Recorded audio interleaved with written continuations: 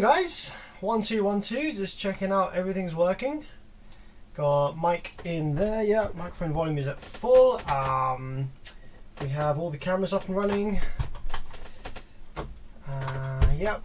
I need to get a shortcut for this one. I haven't got a shortcut button or anything for this one at the moment. So let's see what would be a good button for that one. Explode, use, hat cam, screen. I feel like the screen one could be that one instead, although the screen one's really useful. This button doesn't freaking do anything. I've never used this button on the keyboard ever, so let's put this button to be this far side one. Hotkeys, far side. Let's make shortcut that one.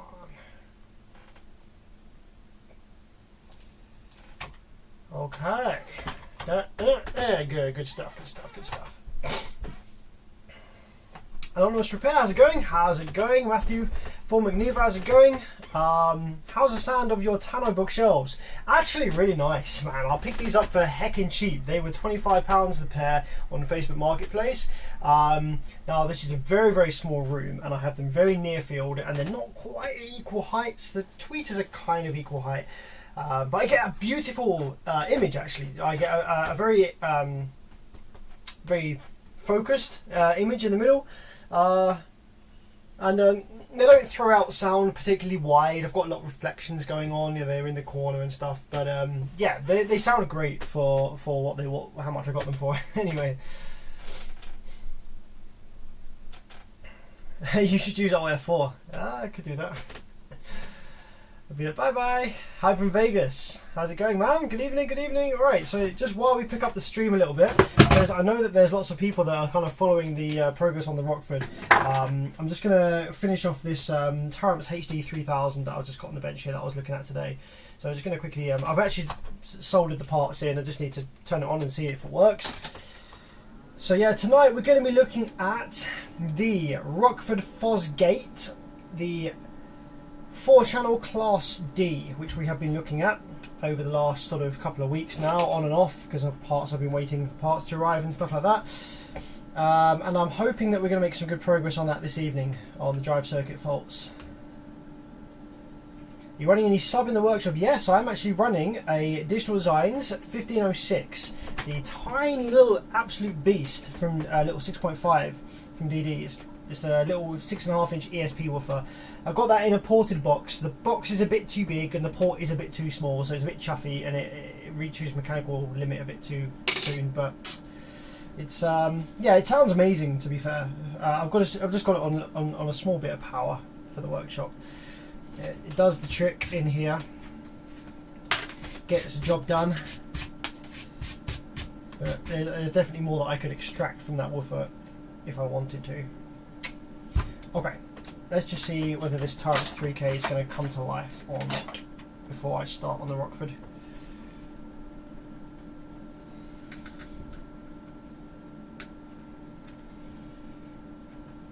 Sam, ever worked with USA acoustics stuff? No, I haven't actually. I don't think we get any of that in the UK. Greetings from Louisville, KY. How's it going, RP502? Thanks for jumping on the stream. I'm considering building 3 separate 15-inch Daytons for my living room. That would be freaking awesome, bearded gaming man. Although, what I would do is I'll do a little bit of research into the... well, I assume that you're talking about the Dayton Ultimax, the UM1522. I would, if those are the woofers that you were considering, look up and do some research, because what most people say is that the 15-inch Ultimax is a bit of a... It's a bit of a kind of odd one out. You got the 12, which is amazing for its size. It's got great motor force for the cone area ratio. It's got good power handling, and the TS parameters suit well to a relatively sensible size enclosure for the 12. And the 18 is has the greater power handling, has a bigger voice coil in there. Motor force is increased as well, and it suits a relatively sensible size enclosure for an 18. On the slightly larger side, but not like massive. It's a decent, sensible size enclosure that you can definitely build and you can fit in most places. The 15, however, it requires almost the same size enclosure as the 18 to really get going. So if you're considering the 15, you might as well get the 18, because the 18 in the same size enclosure as what the 15 would need is going to sound much better. And if you can't get the 18 because of size, then the 12 is going to sound, you know, not that far off really what the 15 is capable of. So yeah, I would just do a little bit of research into what people say about the enclosure sizes on those, but the general consensus is really you're getting 12 or you're getting the 18. So if you're thinking about the 15, then just get the 18 and build a slightly compact box for it, and it will sound amazing.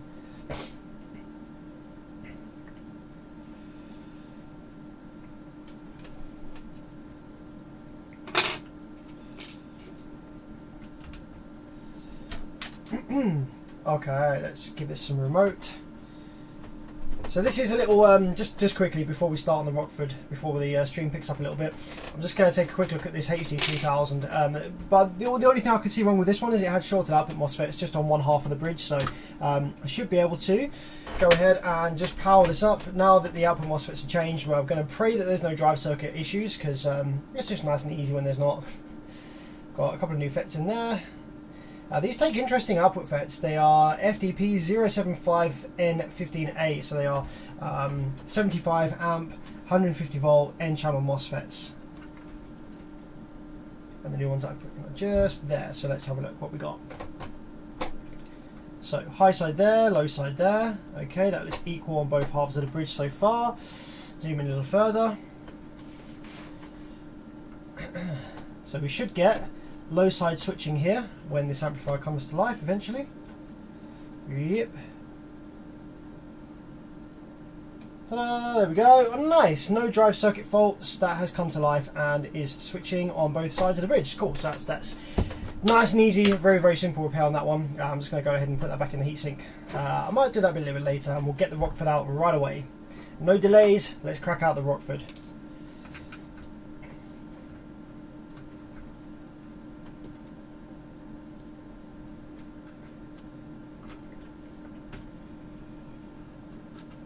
I was right, the 18 will taper out too soon, as I'd like to get them to 120 Hertz into my front stage. Wow, that's pretty high for that style of woofer. Yeah, I'd do some modelling, modelling between them on something like BB6 Pro or Horn Resp or WinISD. Because you might find that the increase in motor force on the 18 over the 15, although the 18 has a slightly heavier voice coil, you might find that the increase in motor force kind of counteracts its increase in size and will still give you that ability to play up that high. And also having the larger cone, you've got a greater radiating area, so when you get up to 120 Hertz, that might help out a little bit as well. I'm thinking of a 2400 watt Crown amp to run them. Yeah, Crown, fantastic amplifiers, always have been and still are, so that's a good shout.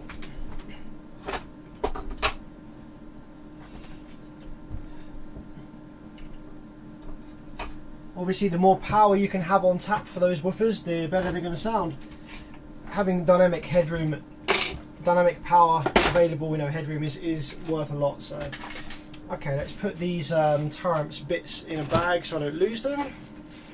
Just while we work on the Rockford.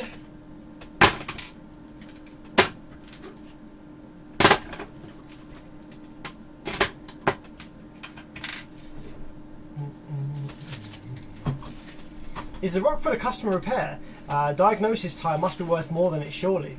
So the Rockford is a very expensive amplifier, okay? It is a customer repair. However, I really don't like being beaten, so basically what I'll do is I've already sunk a lot of time into it, right? This is the problem. Once you've sunken a lot of time into a repair, it becomes difficult to give it up because firstly, I don't like being beaten.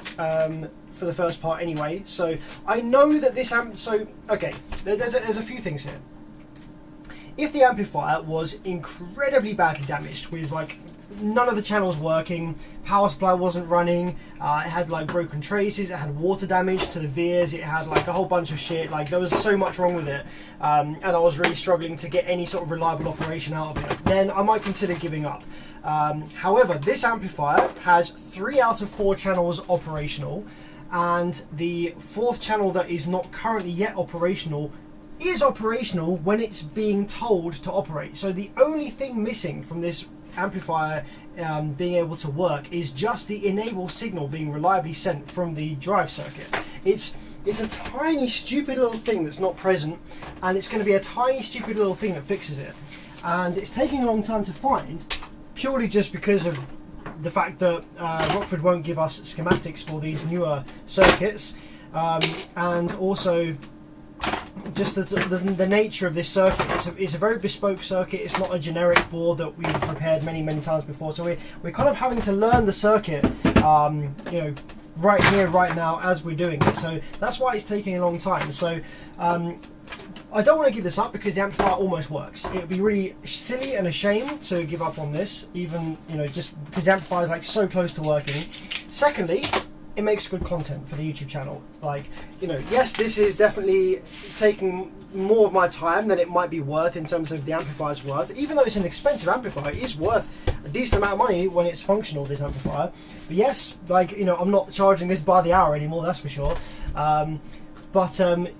It makes good content, and also, you know, doing the YouTube videos, you know, I get a bit of ad revenue or whatever and stuff like that. So yeah, that makes up for it a little bit with this. But lastly, once I get this working, I will have learned a shitload about these Rockford Class D drive boards, and then when another one comes in, I'll be much better prepared to quickly locate any possible issues with that.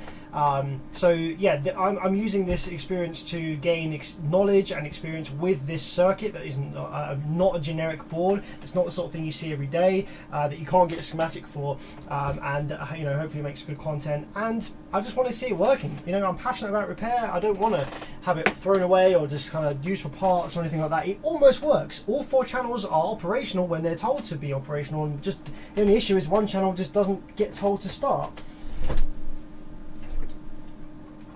Okay, so here she is.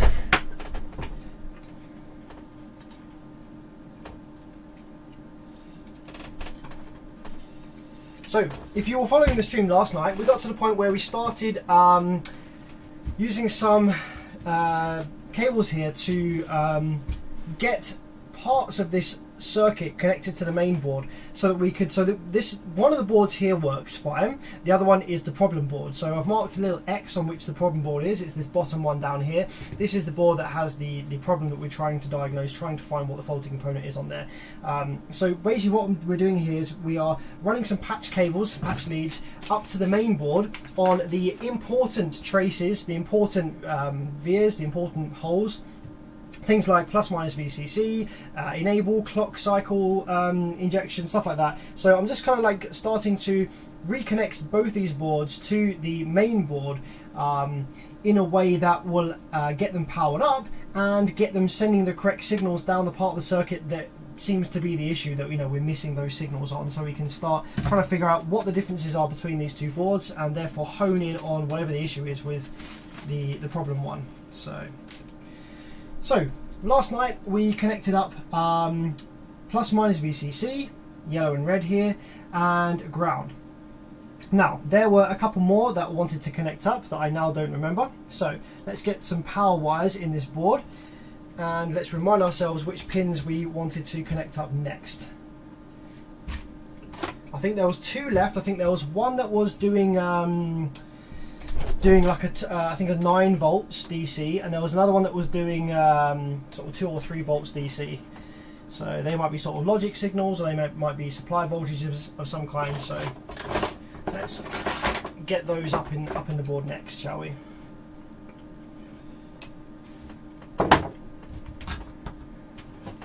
Power wise. This one's our ground.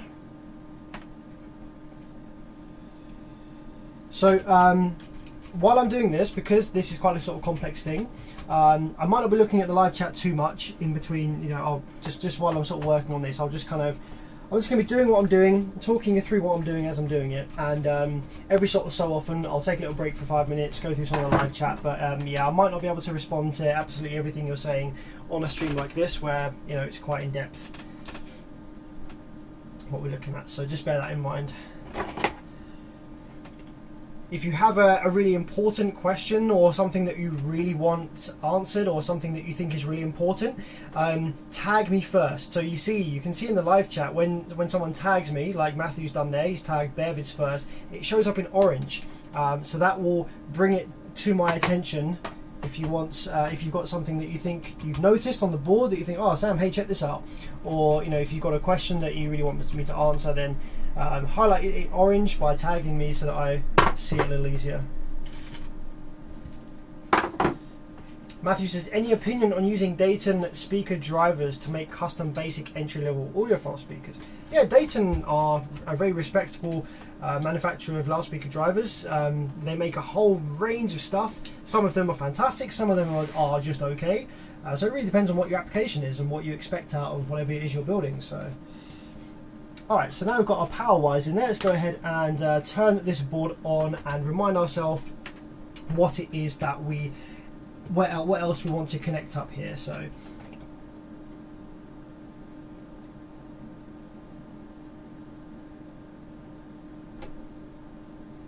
okay, so I've got a feeling that down here, let's zoom in a little bit so you guys can see what we're looking at. I think down here there was a couple of pins that had some DC voltage on them that we want to connect up. So we've got 9 volts there. We're zoomed in at 50 volts divided on the scopes, come out there. So we've got 9.5 volts down there. So that's one that I'm going to want to connect. So it's this bottom corner. And what else do we have? We've got 4.9. Okay, so these bottom two I think is going to be pretty important to connect up.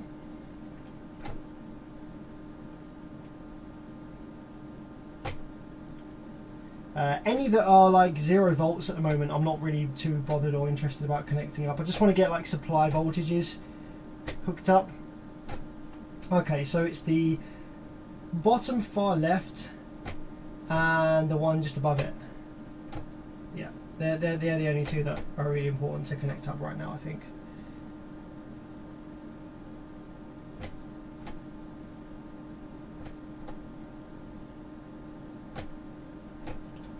Now on this bottom set of pins down here for the back, there are actually some pins that there is one pin that has like a clock signal on it. See this one here? I might also connect that just to see what that does. The other pins around here I think are like 12 volts reference negative rail for like a supply for some of the stuff around here, but we're going to leave that for the time being. I'm just going to connect up the remaining sort of pins on here that seem to have some DC voltage to the control circuitry, and I think I might connect up the clock to this bottom set of pins here as well. So let's do that. Let's go ahead and make sure that we have no rail voltage left in the board. Just need to go ahead and short that out. 16 ohms.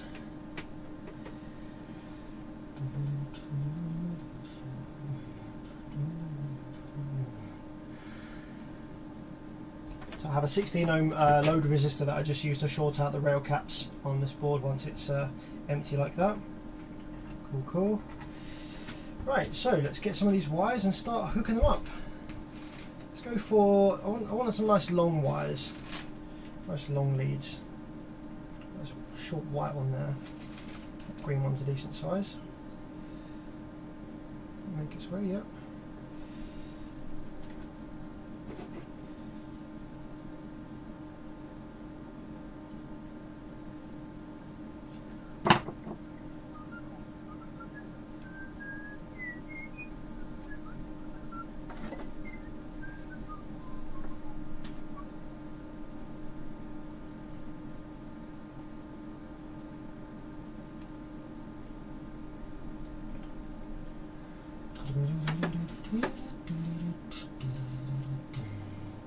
Okay, the board is in that way round, so that one needs to go, we are white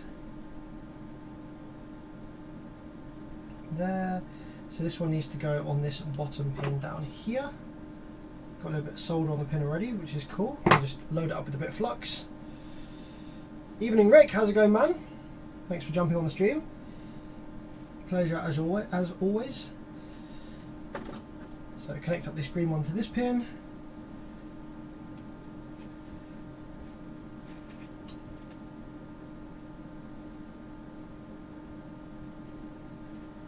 This is where I need like 7 hands.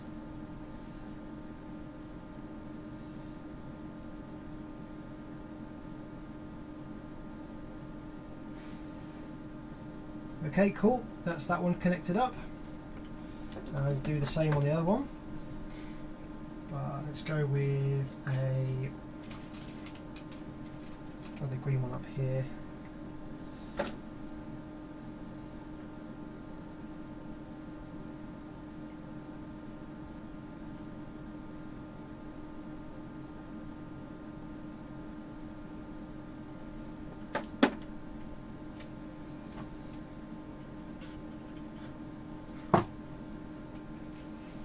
So I'm hoping that this wiring here off the board will allow me to really easily probe both of these PCBs and find differences between them when it's up and running, which will show me where this loss of signal is lacking on the bad board, and you know, show me where it actually originates from.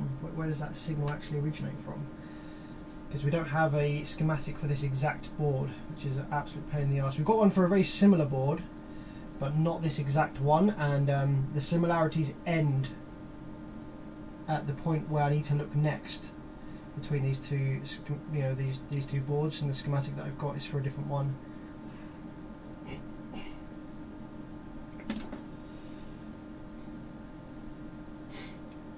If you do that kind of cross wiring again, you should get the leads with sockets instead. I do have them, and that's what I did last time. See these?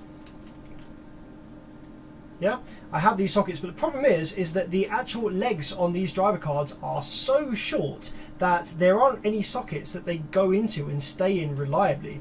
And it's yeah, they don't make a very reliable connection on the bench while you're moving it around. They can tend to fall out and stuff. So just soldering them on like this is much better, I've found. There's no risk of intermittent connection problems or anything like that.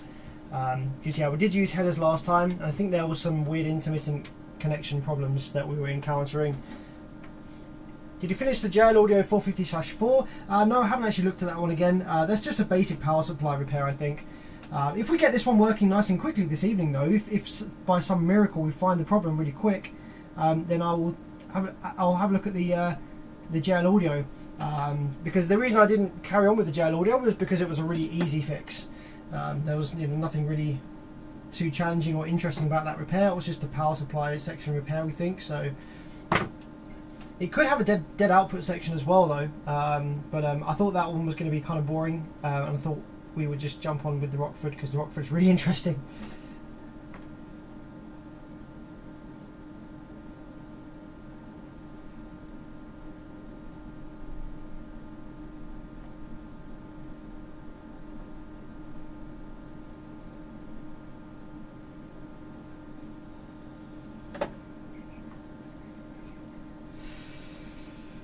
Ugh.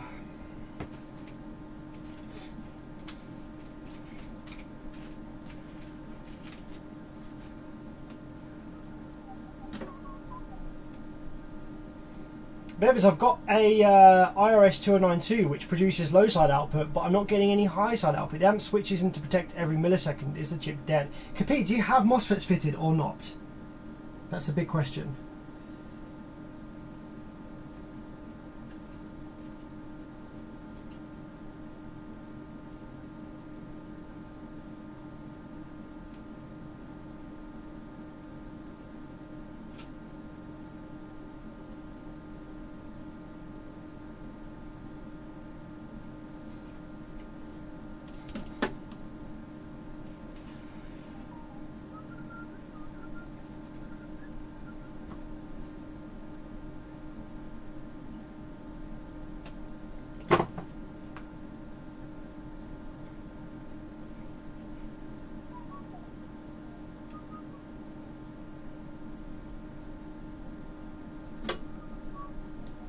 Use microfit pins and hot glue to make a plug block. I could do, but to be honest, by the time I've done that, I could have just soldered them on like this. Like, I don't need all of the pins connected. I just need some of the VCC ones and the clock cycle ones, and that should be it.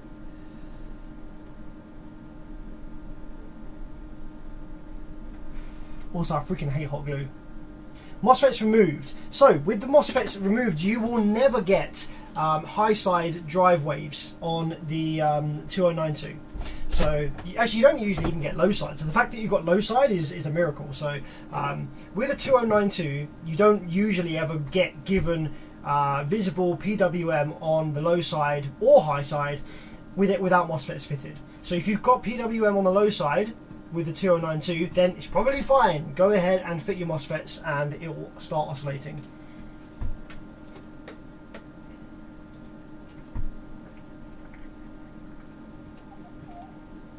Okay, so that's all of the VCC's sort of ones fitted now. That's all the ones with DC voltage on them. So I'm going to power it up and I'm just going to sort of see what these boards are doing now, how they're behaving. So we are looking for the drive IC activation signal, and it comes out of Q52 just up here on the top of these two PCBs up there. So I'm going to go ahead and zoom in a little bit here. We've kind of got the incorrect orientation really for like looking at this. I'm going to spin this around actually so that it's a little bit easier to see on the screen, you know, get a wide angle view of this. There we go. Okay, cool, that's actually a lot easier to see and also work on. So let's get the oscilloscope probe. So we are looking at the signal coming off of Q52, which is this one right here and this one right here. We're going to see whether this amount of pins connected is enough to get that circuit up and running that is responsible for turning the drive chip on and off. So if we take a look at the good card, which is the one on the left hand side is good card, right hand side is bad card, indicated by this little cross here. I'm going to see what it's doing on here. So we have negative 2.5.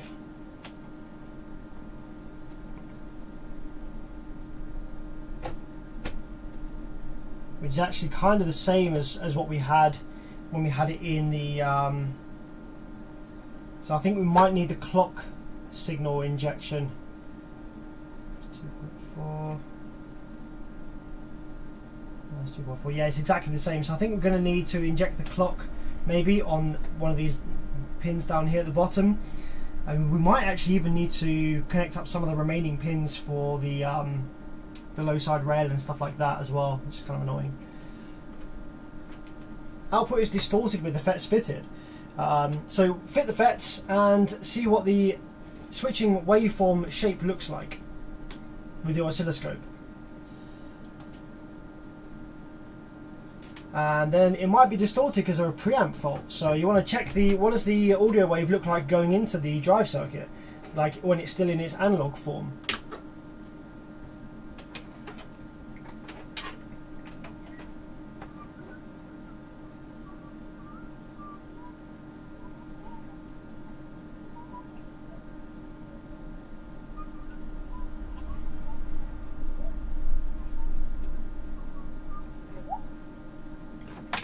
Okay, so the clock signal I think was on this center pins on here. It's like this center one here. Actually, I'm going to power it back up and just see what we've got.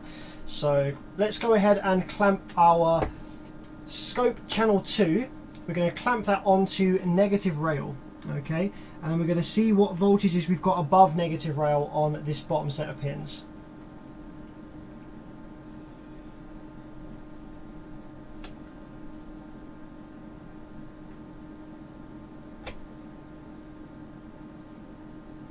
Okay, so negative rail, we have 12 volts above negative rail, 0. Oh, interesting, we have 12 volts below negative rail, so we have plus minus 12 volts. Wow, that's really interesting, uncommon to see. Okay. Then we have positive rail there as well, negative rail there, there's our clock,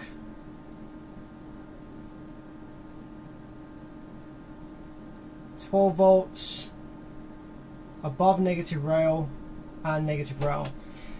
There's quite a lot of supply voltages on that output side as well. Yeah, I think that's going to be easiest just to connect all of those up.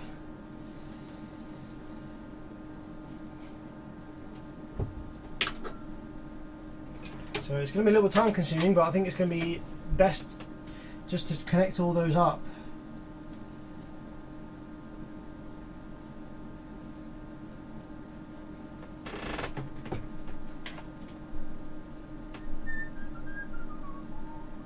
We do have some headers here, so I could shove them in the headers just for speed purposes quickly.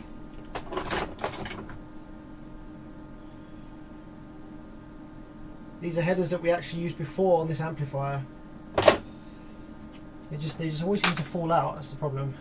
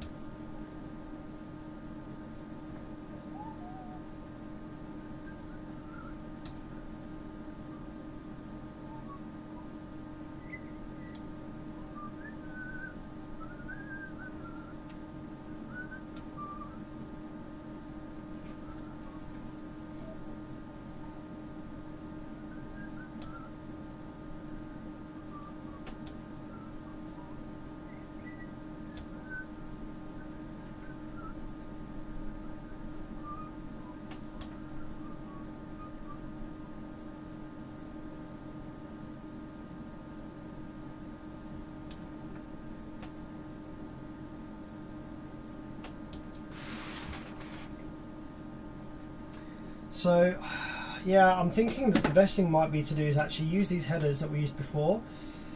Maybe just maybe just connect them up to one of these driver board locations on here, and then just swap the boards, or in the headers, just to kind of like get comparative readings between the two, voltages and stuff, rather than having both of them connected simultaneously. See, now actually that's pretty cool. With a little bit of solder left on these legs, this actually makes an amazingly tight connection onto the header. Because naturally these legs are quite thick, aren't they? So that's actually making a heckin' strong connection there.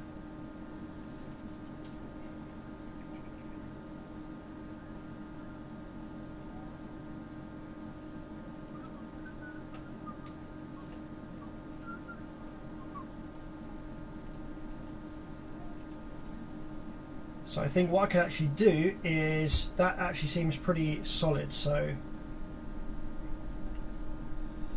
yeah.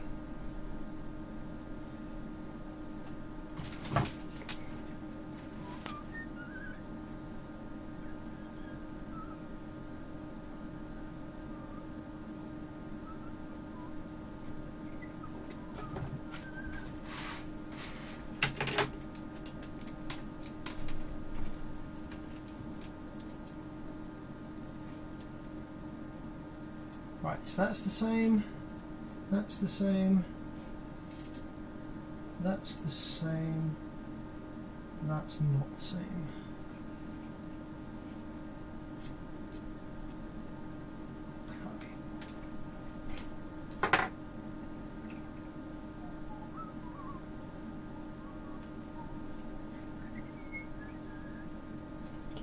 Yeah guys, so I think what I'm going to do is I am going to go ahead and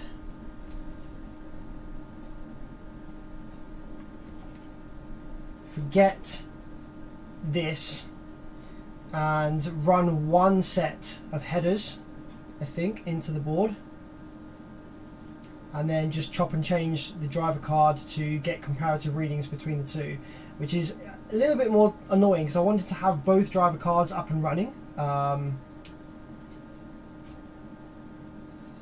Really?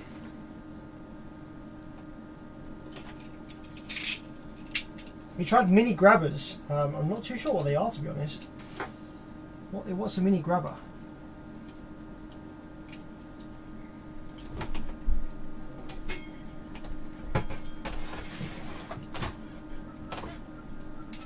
So I'm just going to take the second set of headers, and what I need to do is I need to trim down the plastic actually on here so that it's the pins are closer to the actual inserts.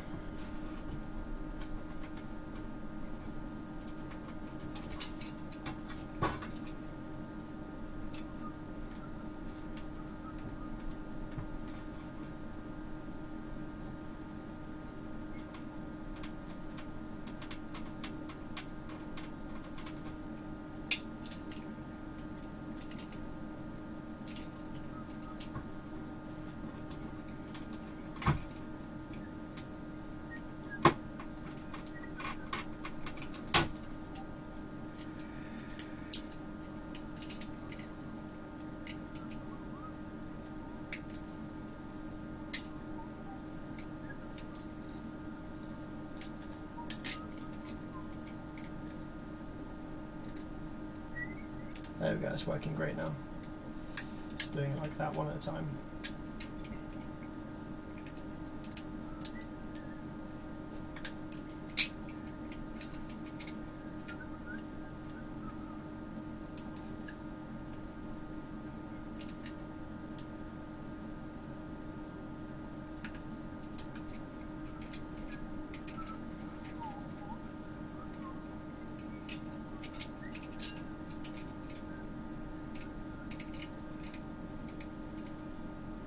Oh, they're mini J style hooks. I use them on projects if you need to grab test points on the fly.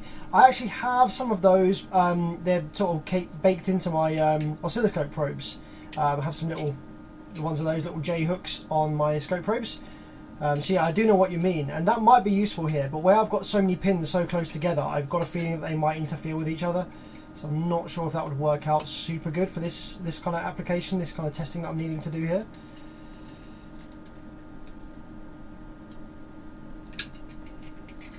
But it's not a bad shout though, my friend.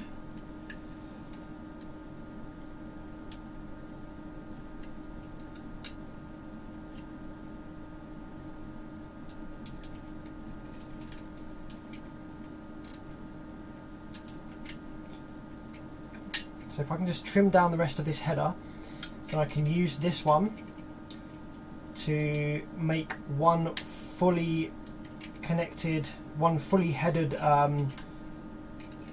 driver board position that I can chop and change between the two boards, the good one and the bad one, and get some kind of comparative voltage readings between them in various different parts of the circuit. So in order to get that done, I've just got to trim off the tops of these headers because the pins are too short on these driver cards to actually make a contact to the little metal header in here. Okay, so I think that is now trimmed off enough of that.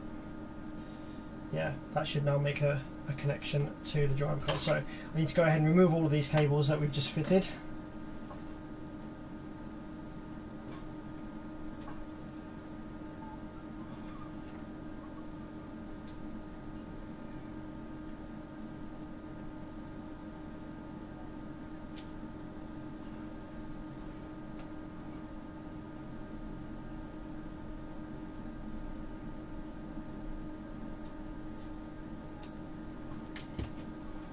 Then just need to try and get rid of some of the solder on these legs, but not all of the solder, because having some solder on these legs actually makes them a bit thicker and it makes a better, tighter connection into the headers, which is what I want, because that's what we were struggling with last time, is that the headers were just falling out of the pins too easily.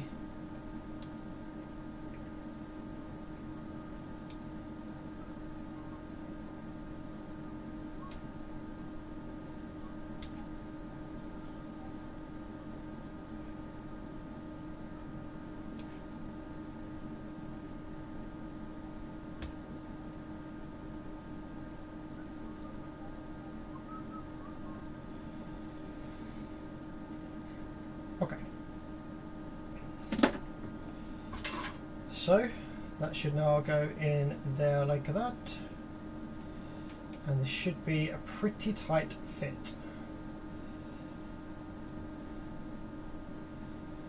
It's tight-ish, but it's not quite as tight as the other side.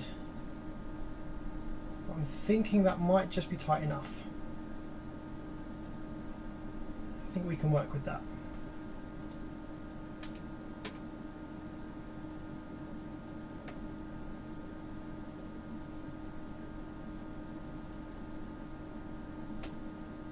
Going to do a couple of these headers, just a little squeeze, just to kind of tighten them up a little bit, so that they make a nice contact into the pins. I know that this camera would be well out of focus, but just bear with me a sec.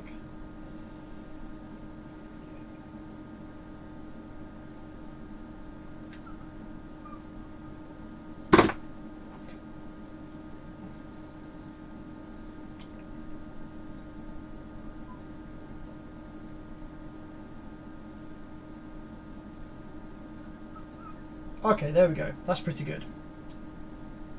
Okay, so now we just need to solder this into the main PCB. Let's desolder all of these patch leads that we've got elsewhere.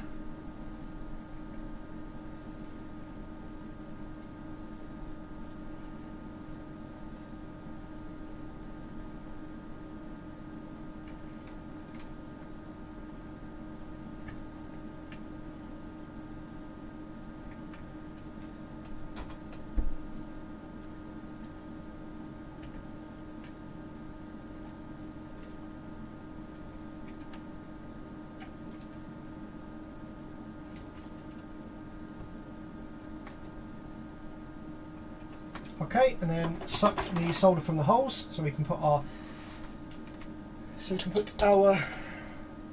headers in.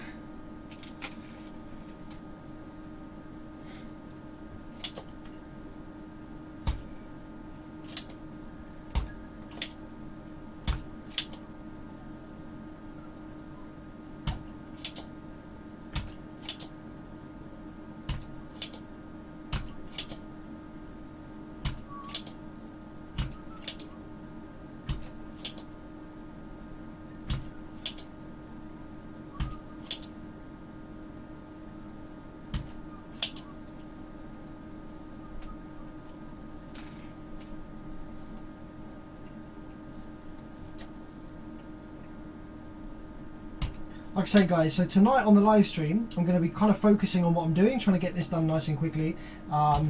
If you have a question or you have something that you want to point out to me that you think is important, then tag me on the live chat at Bearvids and it will come up in orange, so I'll see it a little easier.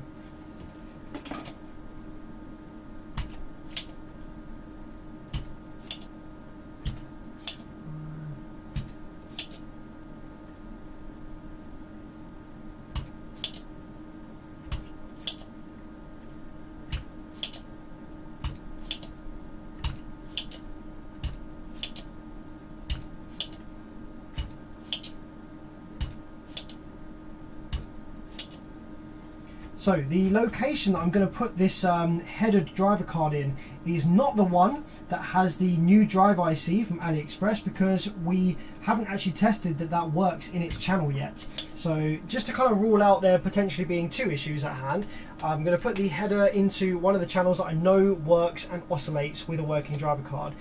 Just to kind of minimize the variables here. So we're going to put it in this end one here. So if we flip the board over,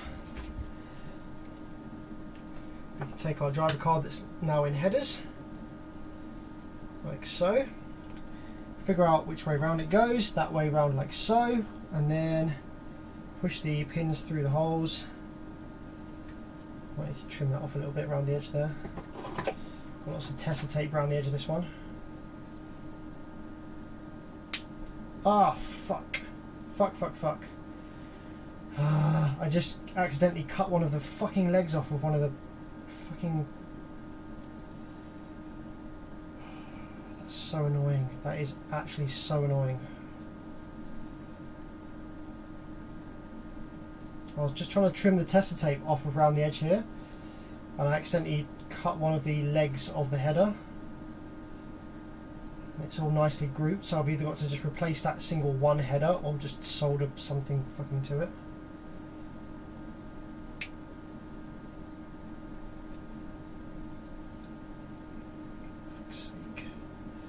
That's this white one here.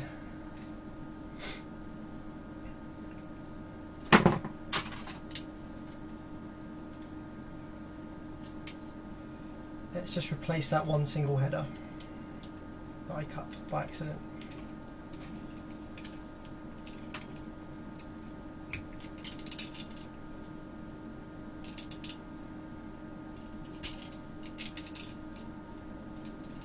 It's all nicely part of a group, so I've now got to remove it from its fucking group.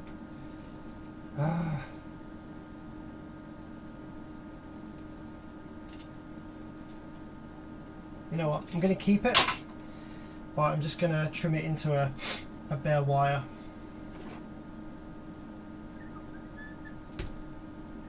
There we go, like that.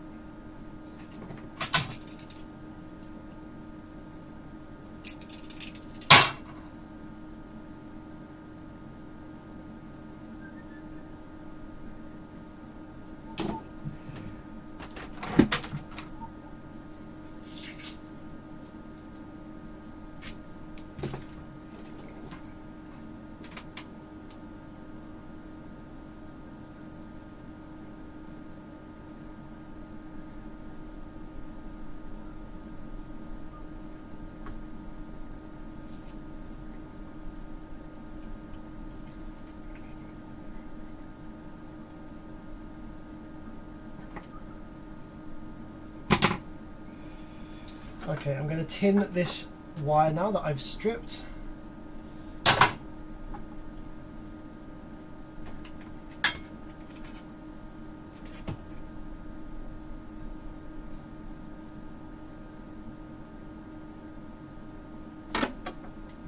Okay.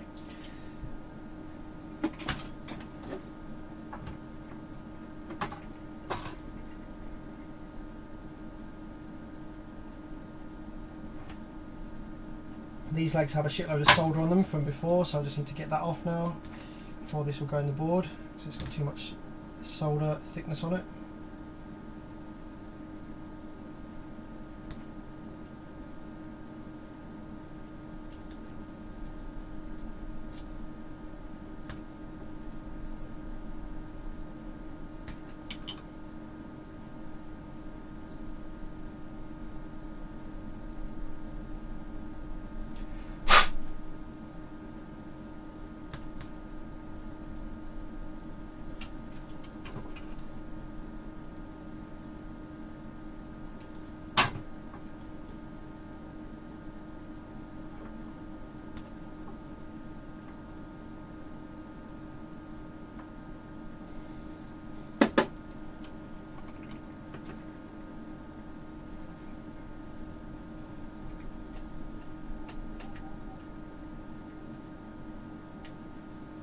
Oh, this is going to be impossible. These legs have old solder on them that I can't get off because I don't have any solder wick left. And they're now too big to go through the holes, so what the fuck am I supposed to do with this?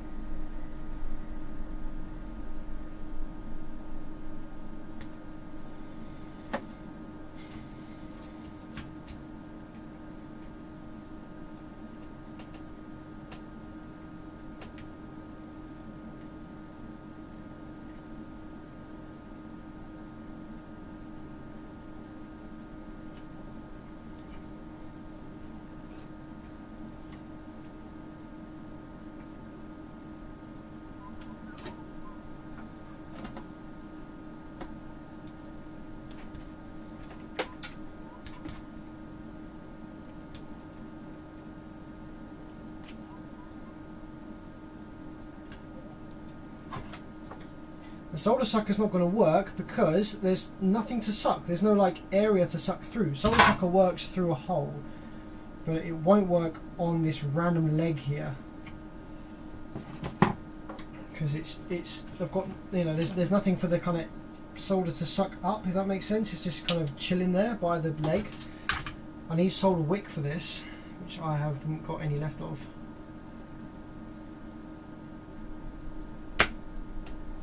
Like, that doesn't fucking do anything.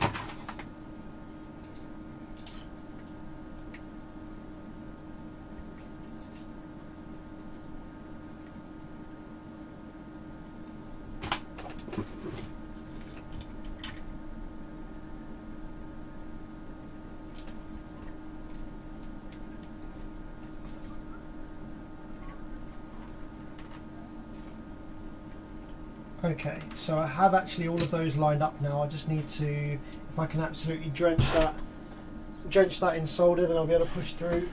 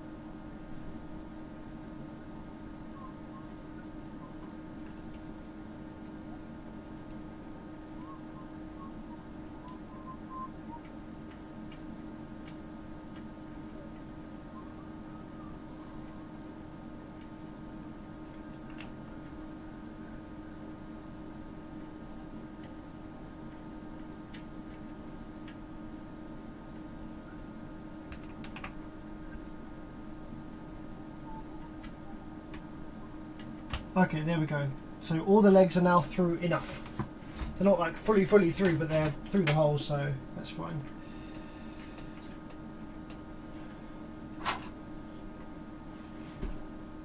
Thanks, Crazy Logic, for the 5. No, I just need to fucking remember to buy some.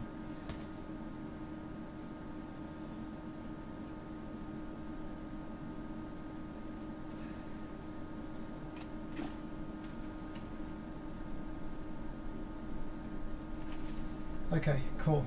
That's the bottom one done and soldered in.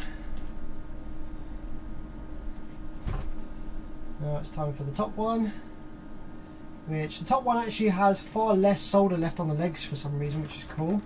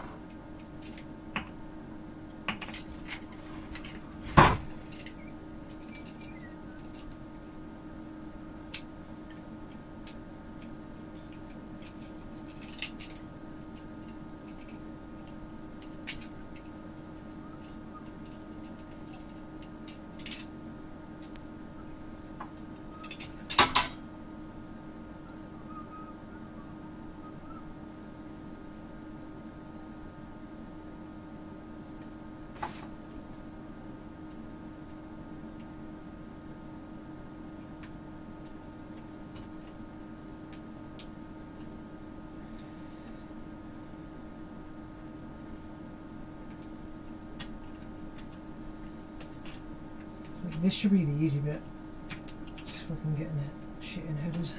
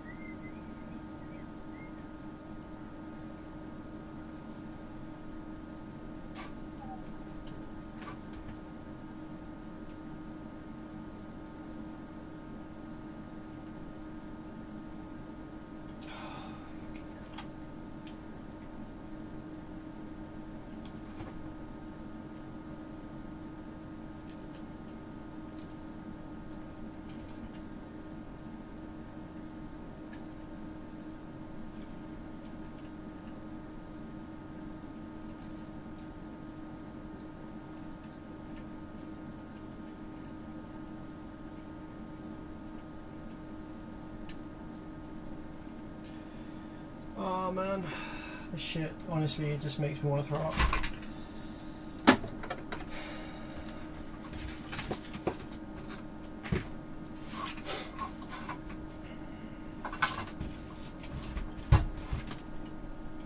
I'm going to do them one by one, fuck it.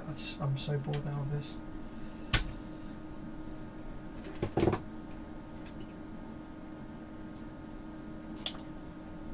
Thanks, Annabelle.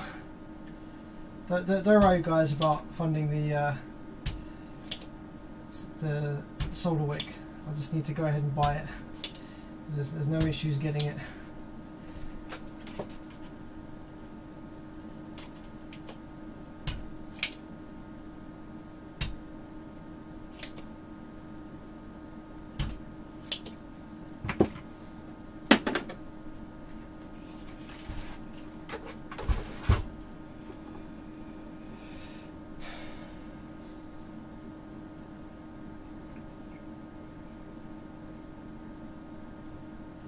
Let's get rid of all of this tester tape. I'm going to put these in one by one because it's doing my head in. It's just taking longer trying to get them all grouped together. Right, so on the ends we have purple and grey.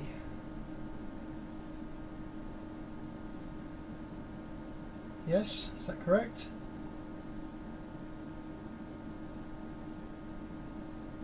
Yes, purple and grey.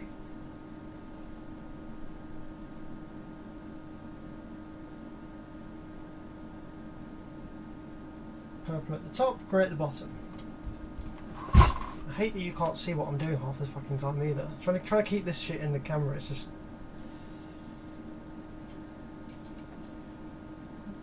Purple, in grey, in. Right, next we have green and white. So green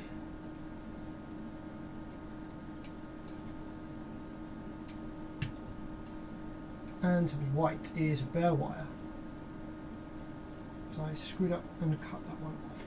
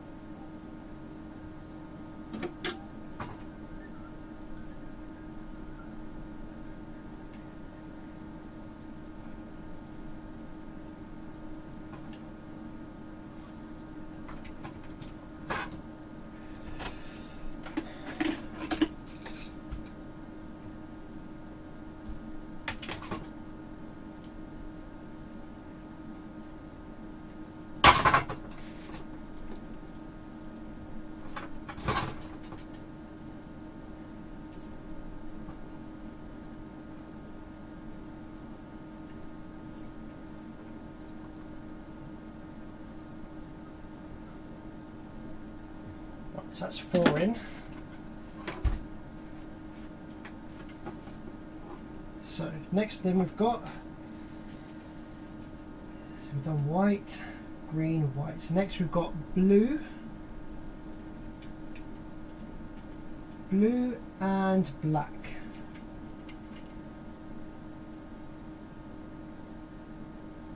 Blue.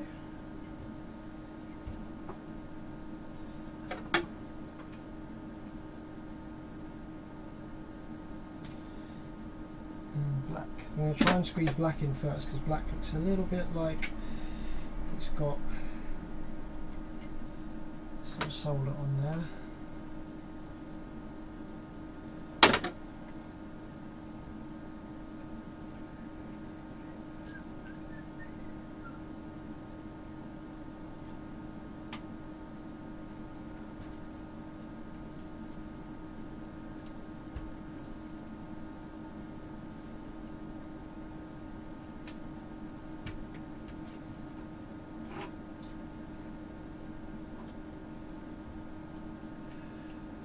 Cool, blue and black. Next we've got purple again, and this kind of grey ass colour. Purple and brown, isn't it, almost? Purple.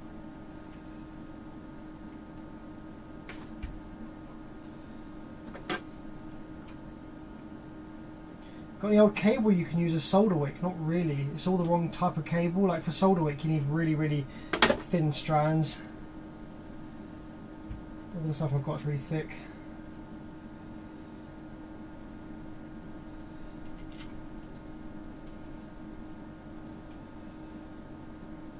Okay, and then lastly we've got grey and red. Let's make sure we're at the top. So yeah. So we've got grey and red as our last ones. Okay, cool. Let's flip her over, get all these soldered in.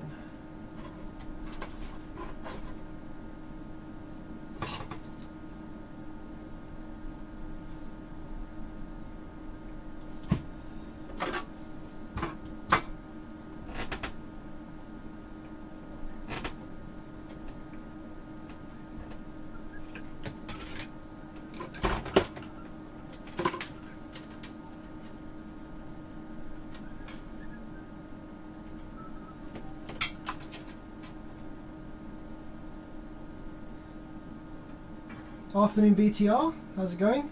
I've been better. This shit is doing my head in this evening.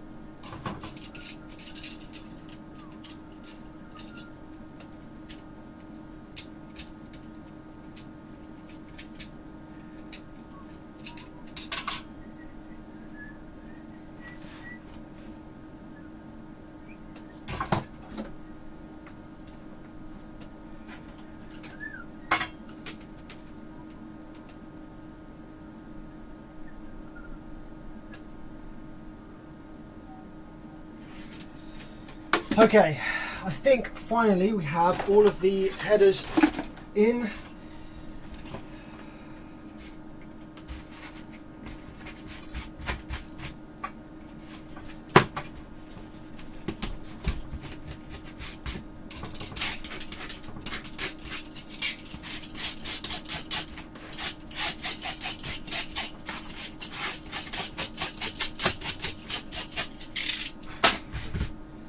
Right.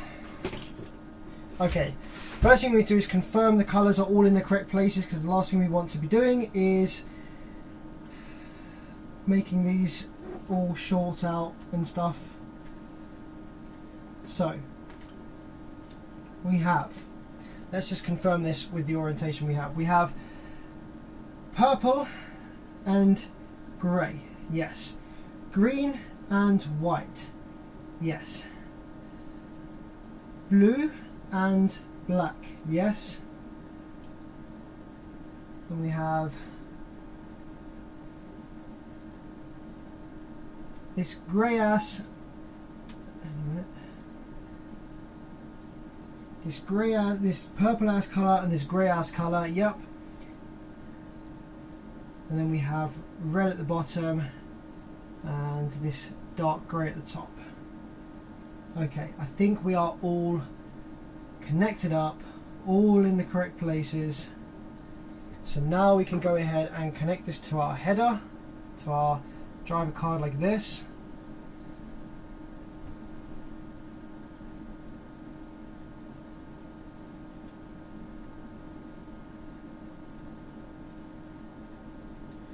I'm still not particularly happy with the connection quality of this. I kind of actually, I want more solder on these pins so that they thicken out a bit, so they make a better connection in that header. So I'm going to see if I can kind of do that a little bit here just by whacking a bit more solder on these legs. Just thicken them up a little bit, you know.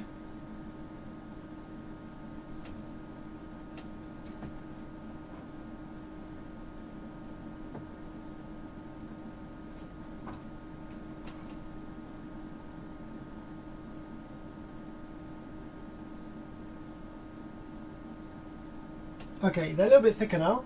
We've got a little bit of solder on them with minimal flux, that's cool. So if we do that, shove her in there, that should now make better connections. Should be harder to push in. There we go, that's actually making pretty solidly sick connections now. Excellent stuff. Now I'm just going to go ahead and check that none of these are shorted together where they shouldn't be.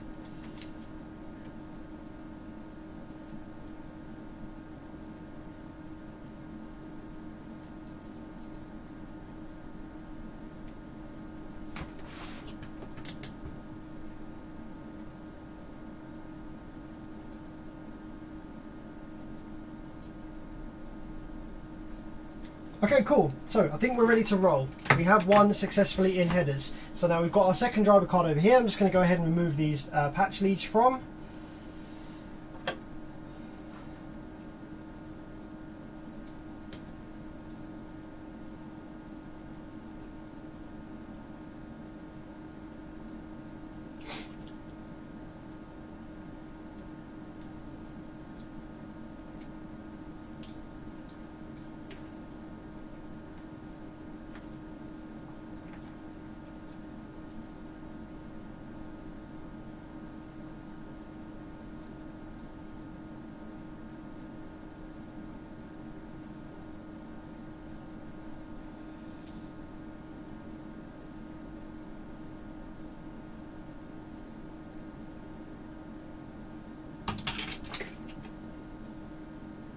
Okay. Smooth off the solder on these legs. Remember, we need to take the solder off of these legs completely because we actually kind of want them to be a bit thicker than they were originally, so that they go into these headers like with a nice tight fit. So I'm just kind of smoothing the solder out so it's not all jaggedy, but so that it will make a nice tight fit into the headers here. There we go. Okay, looks good. Right, so we have this is our problem driver card, and this is our good driver card. So what I'm going to go ahead and do is I'm actually going to connect up our good driver card first and just confirm that we have operation on this channel that is now in headers. I want to make sure that the channel actually works and, you know, all of our soldering is good and stuff, to make sure that it actually works with the headers in place.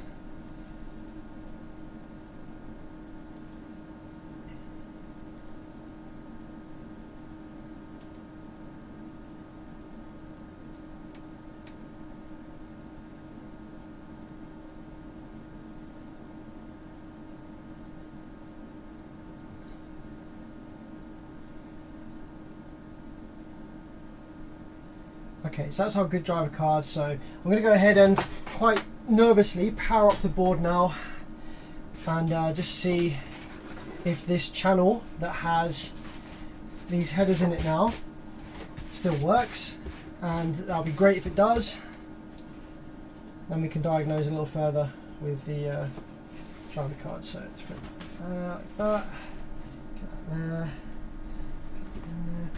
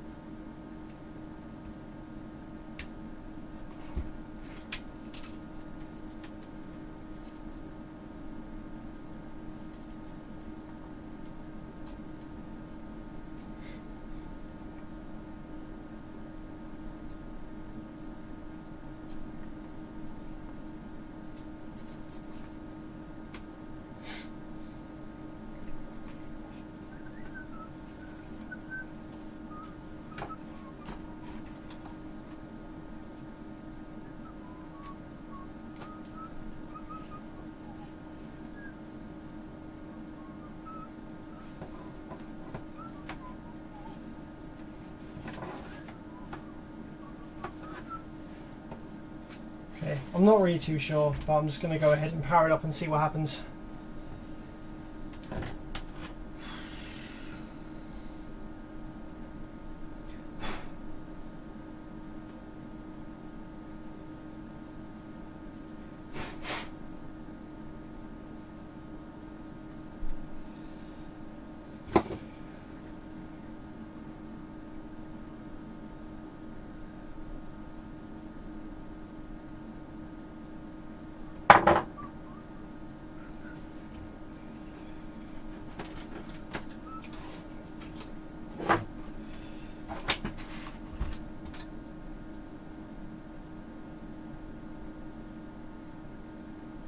Man, I have such little confidence in this.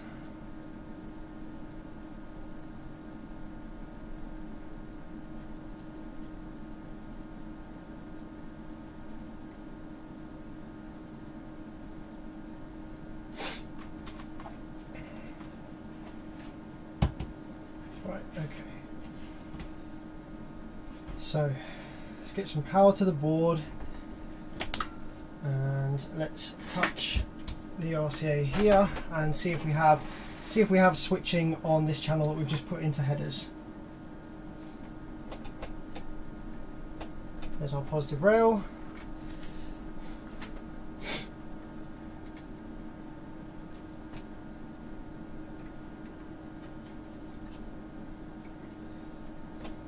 There's our negative rail.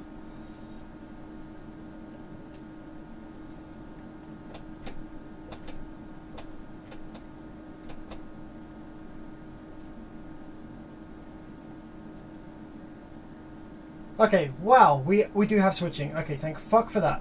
So these headers are good and everything works fine with the headers. Fantastic stuff. Okay, now we can start making some comparative readings between these two boards by quickly chopping, swapping them out like this on the headers. Okay.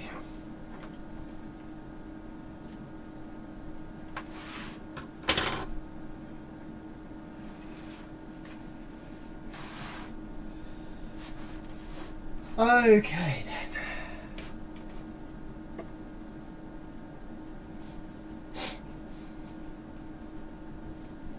So this is the working board. I'm just going to go ahead and drop the non-working board in just to confirm that it still doesn't work.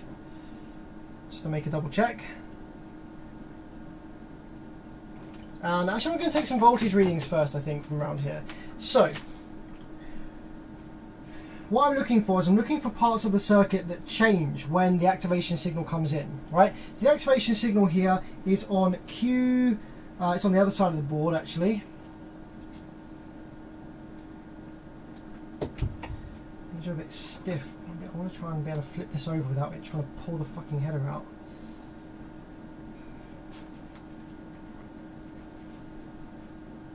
Look how that pulls the header out.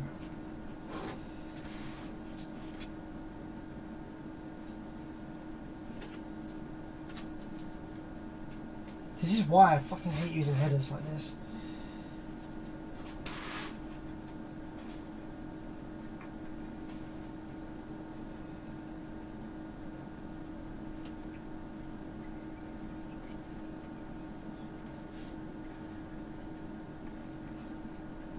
I don't really have any other choice right now. Here's what it is. Right, so Q52. Q52 is the shutdown enable signal. It's the overcurrent signal, so let's go ahead and probe that, just confirm what we actually are supposed to have on that one. Starts off at negative rail, and then when the channel wants to activate, it goes up to negative 26 volts. Okay, so we know that that's doing that. So I'm just going to go ahead and probe around some other parts of the circuit just to see what they do in relation to the overcurrent circuit.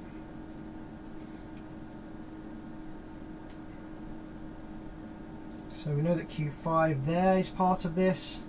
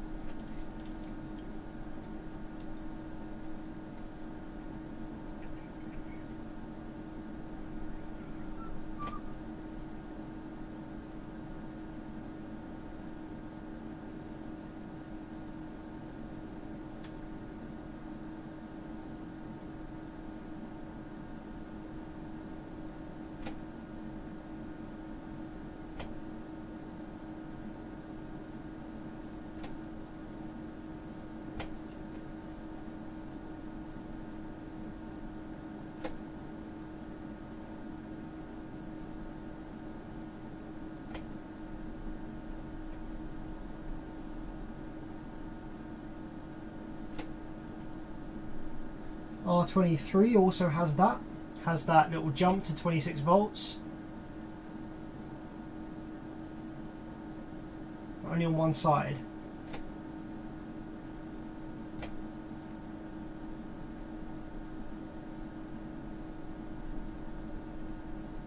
We have PWM on R130.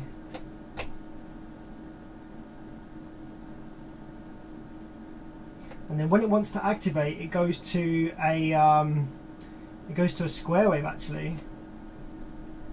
So yeah, it's like some noise, and then when it wants to activate the channel, oh, it was going to some PWM, but now it's going to straight up DC.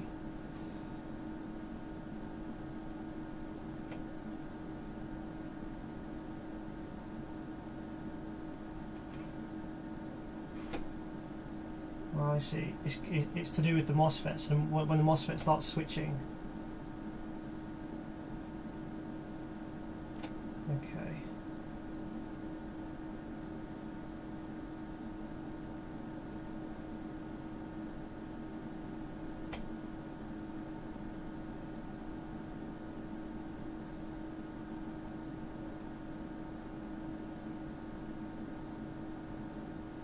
So when the MOSFET's not switching, it is just up at negative 27. Okay.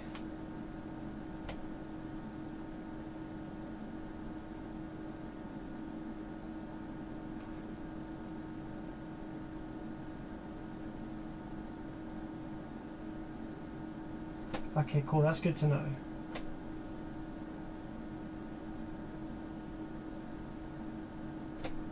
Cool, alright then.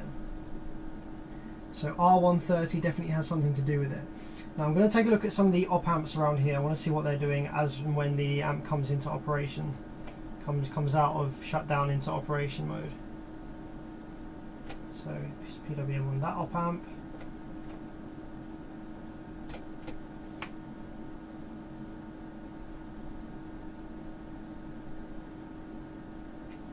Okay, I'm going to flip the board back over and have a look at the underside now as well.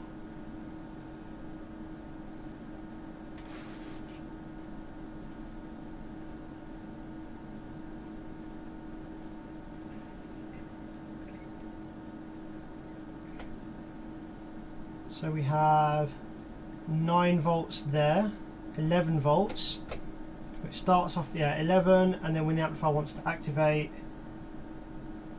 yep, okay, so that's 11 volts coming in there on R16. On the other side, we have just 1.3, which then bumps up to 5. Okay, we saw that last time. That's cool. Q10, what's Q10 doing? Q10 is something that we were trying to look at last time, but the schematic didn't really show it. So I just want to see what Q10 does. Starts off at -2, and then when the amp wants to activate, it doesn't change. How about on this side? -2, nothing changes.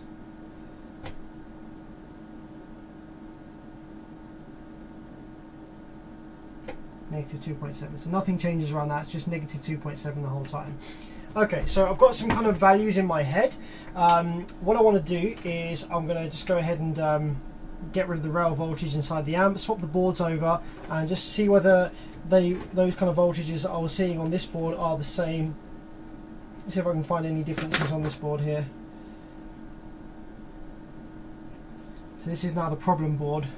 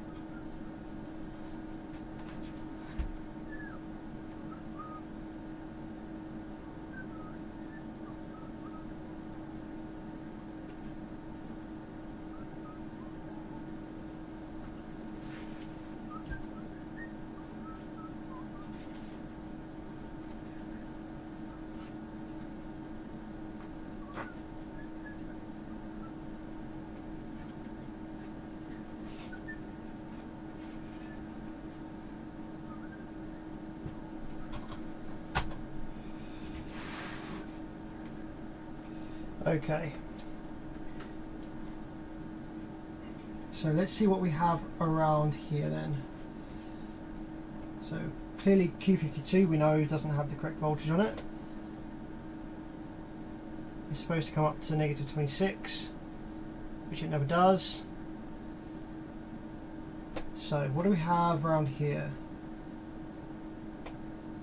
Well, we have the PWM on there, but that never changes. Right, okay.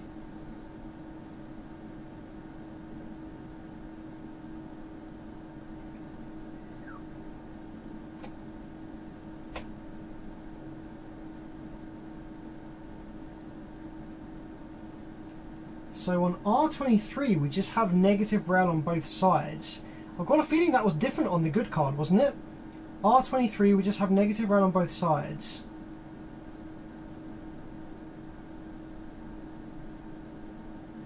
I've got a feeling that was different on the good card. I'm going to swap these out again.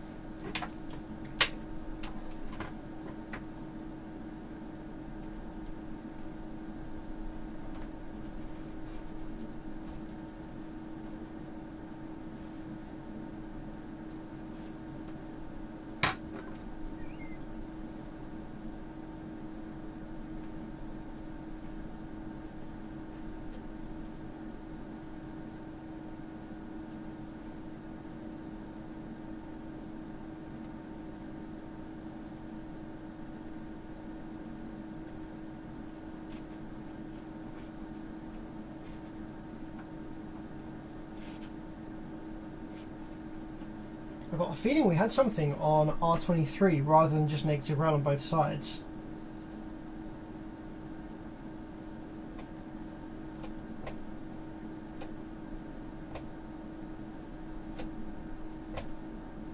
Oh, no, maybe not. Maybe we did just have negative rail on both sides. Okay. Good to know though. And then when the amp wants to activate, this jumps up to negative 14 volts with a bit of PWM.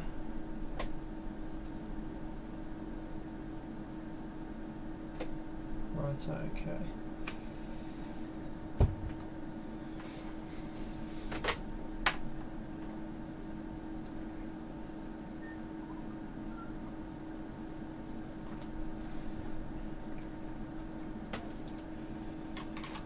I'm just going to bring up the notepad on my PC, which is going to allow me to take some notes on what the voltages should be between these two boards.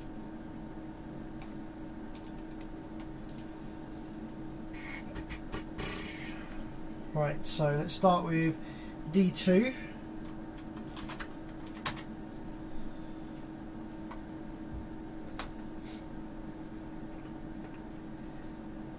D2 has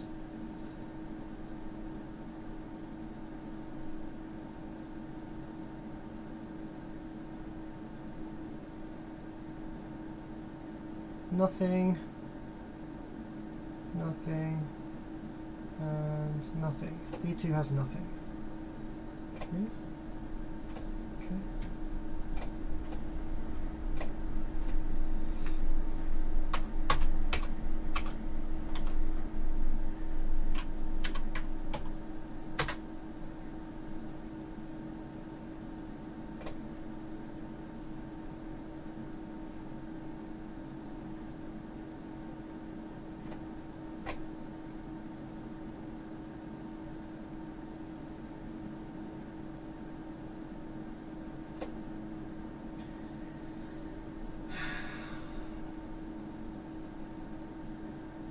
Guys, I'm really clutching at straws here. I really fucking think I need a schematic for this, man.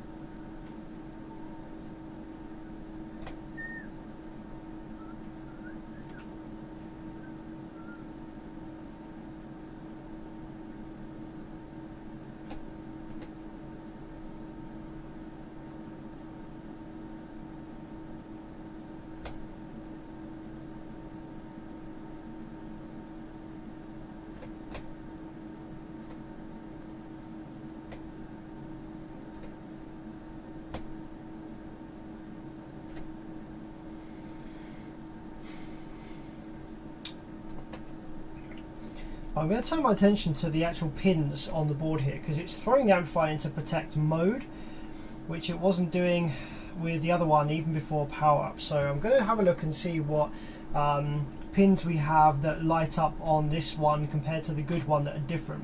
So I'm going to actually go ahead and take some notes here of what these are. So I'm going to go top row. I'm going to go 1, 2, 3, 4, 5. 1, 1. I'm going to go ahead 1, 2, 3, 4, 5. Top row, and then 6, 7, 8, 9, 10.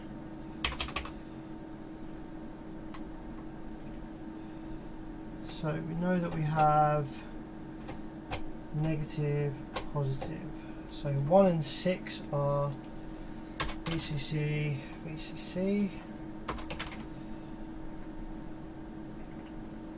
2 is 0 volts.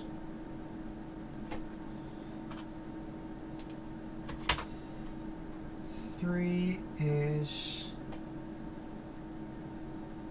0 volts. 4 is plus 4.7.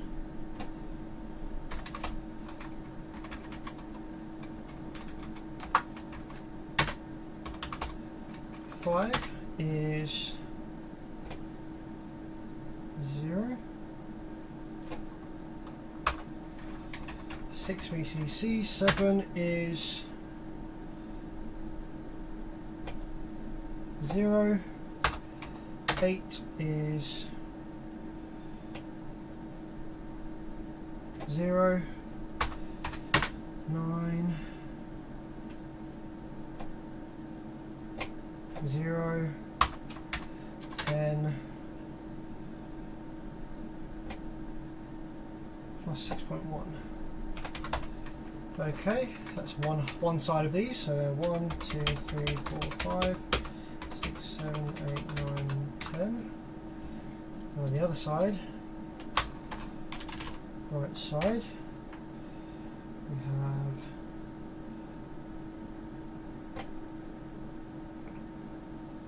that's negative rail.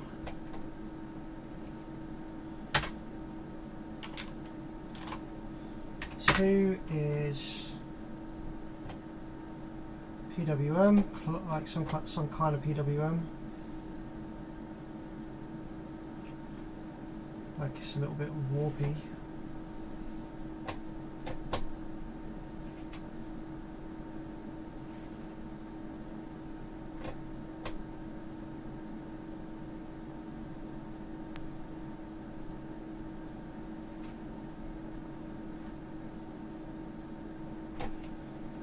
PWM. 3 is PWM.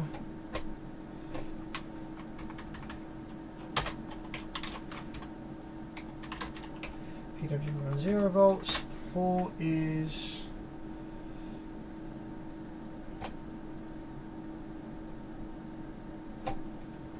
negative rail.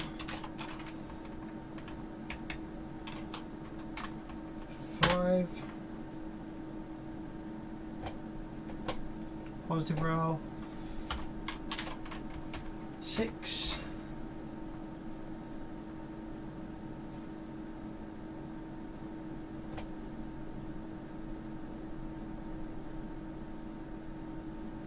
negative rail.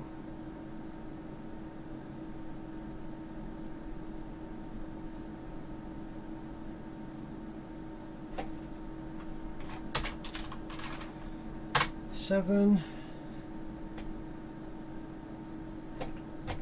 is 26 minus 26. 8 is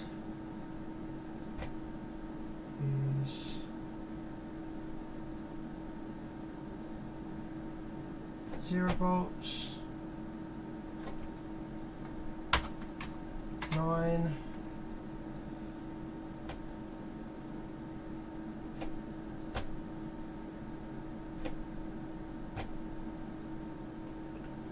56, negative 56, and lastly 10 is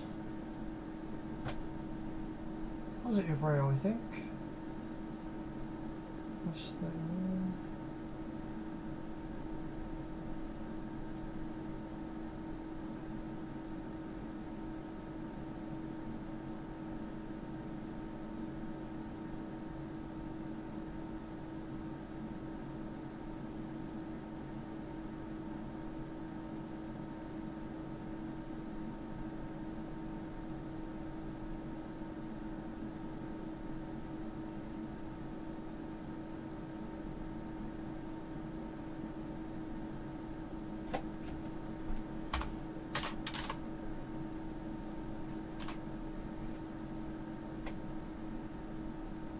okay, so now I've noted down all of the outputs from this driver card to the main board. Let's have a look at what the good driver board is telling to the main board now. Because I noticed that the main board throws a protect light almost instantly, even before the amplifier has tried to operate. So I'm thinking maybe the bad driver card is throwing a protection signal, and therefore it's not activating anyway due to some other part of the circuit. So if that's the case, I can trace it back from where that signal is coming into the main board onto this driver card.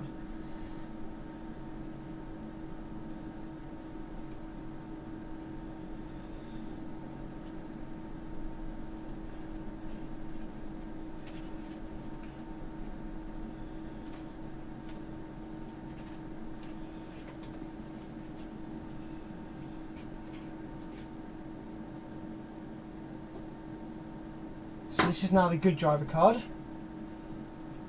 Games said, "Hello Bevis, can we increase power output by changing its MOSFETs to high power MOSFETs in the same board supply?" No, you can't.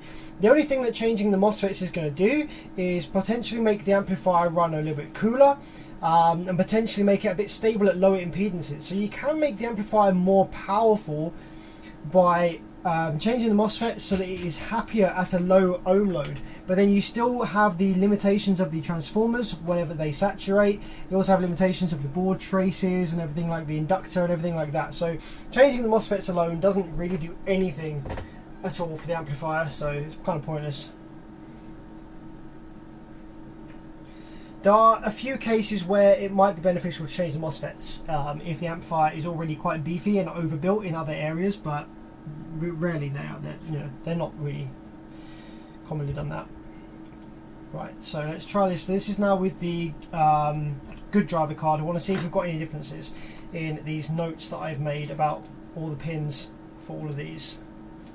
So starting over here then, VCC, yes,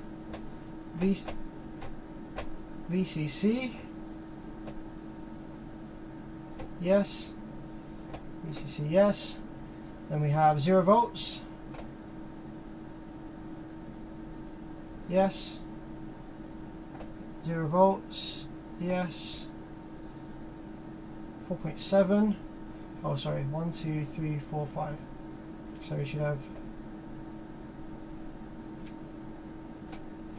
VCC, 0 volts, 0 volts,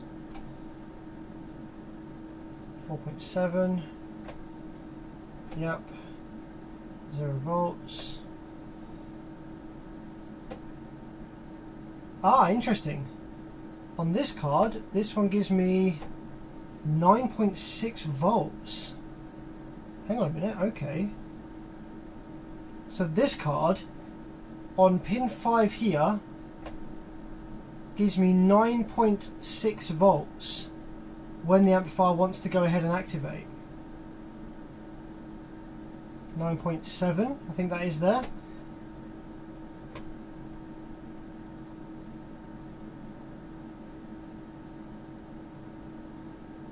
.4.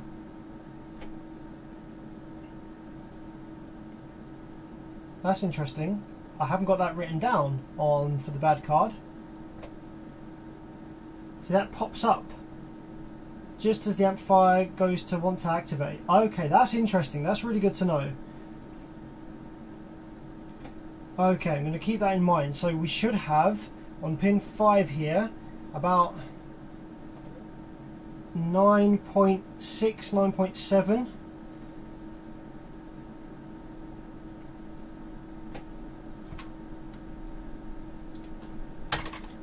Should be 9.7. Right, that's cool. Let's continue. Pin 6, VCC, we know that.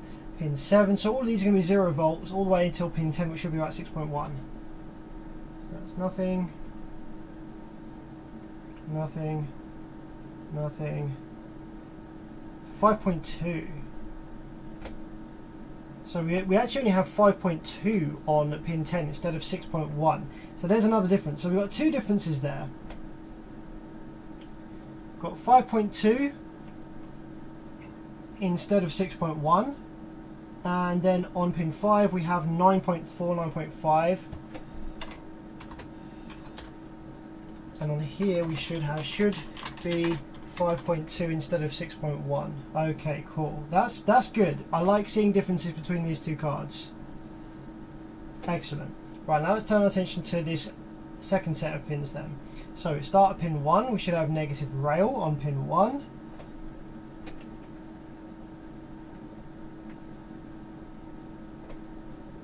Yep, pin 2 should have PWM on negative rail,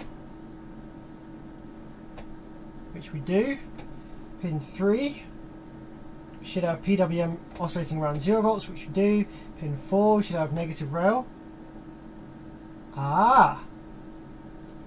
Now pin 4 here should end up being 26 volts. That's because that's the activation signal. So pin 4 along here is the activation signal. So that's the one that we know we're missing.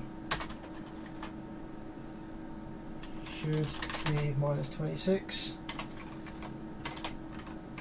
Activate. We know that already. And then pin 5 should be positive rail. Yep. Okay, pin 6 should be negative rail. Yep. Pin 7 should be negative 26. Yep. Pin 8 should be 0. But it's feedback. So pin 8 is feedback from the MOSFET. Pin 9 should be minus 56. Yep. And that last one is positive rail. Okay, cool. So we do have some differences then. We have two differences up here on this top set of pins.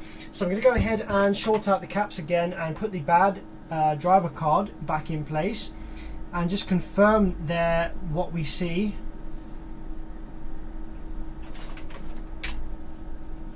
With the bad driver card mounted. Just confirm that we are definitely seeing those differences there.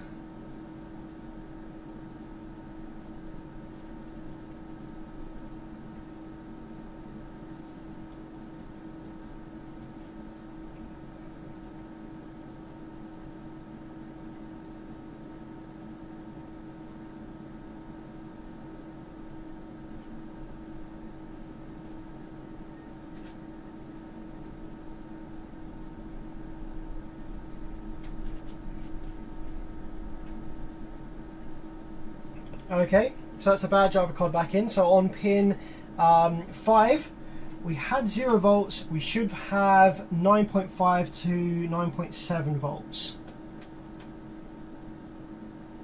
which is not present. Okay, that never appears. Okay, really interesting. And on pin 10 we have 6.1, although we don't have anything now actually. What the heck? It's disappeared. Oh wait, it pops up to...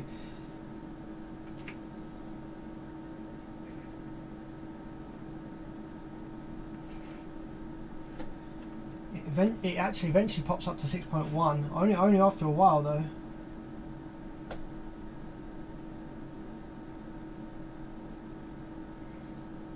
Oh, it pops up to 11.2 now. After some time. What the heck? So it doesn't immediately come up, it pops up after some time. It's almost like it's telling the amp that there's a fault there. Boop. Okay.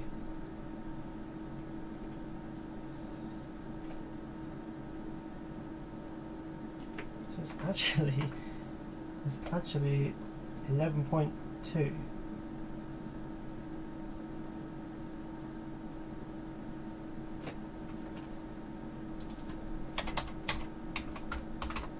I think we're honing in on the problem now. I think we're getting close to it.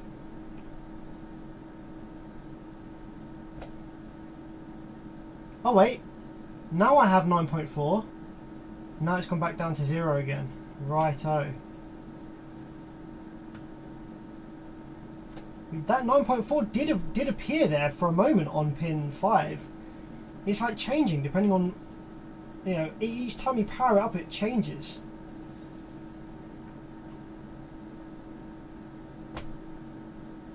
Yep, there it is, 9.4 as it should, and then it goes down to ground in protection.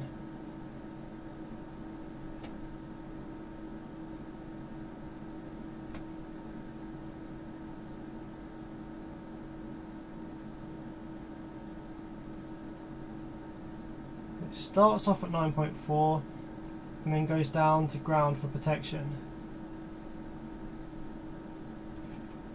And when protection kicks in, the pin 10 jumps up to 11.2.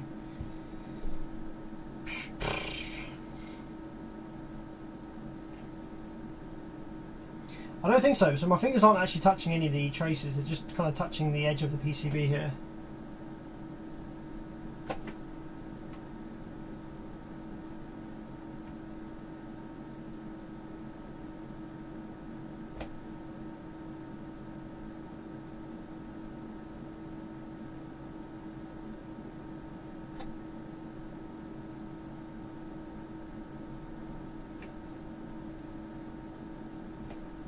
Yeah, so the amp thinks that there's an overcurrent fault, but there is not.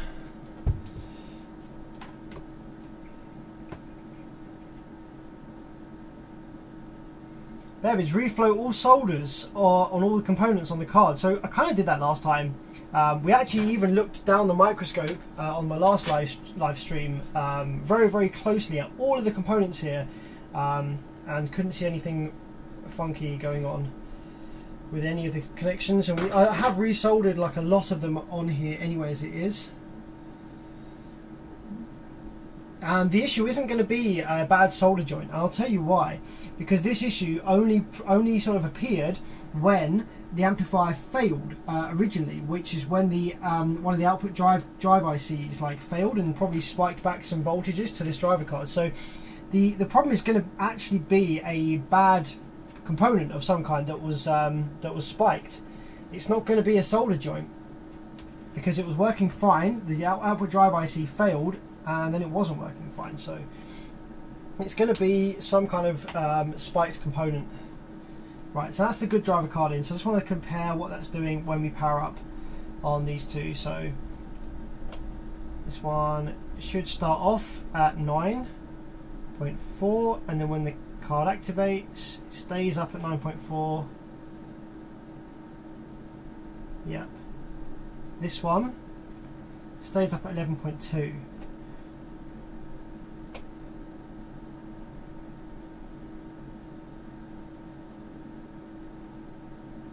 So that comes up, but that one stays up at 9.4. So that's the card telling the main amp board that there's a problem or not, you know, telling it whether there's an actual issue or not there. By whether the 9.5 is present or not. If the 9.5 disappears, then the amp goes into protection.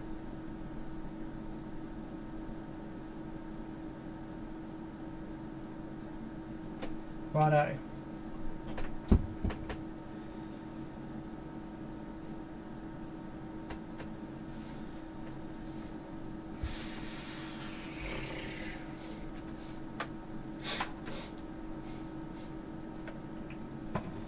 So what we're going to do now is going to take a look at these two pins here on this driver card. and where they go. We're looking at pin number 5 on the bottom here. That's interesting to me. I want to see where that exactly goes to.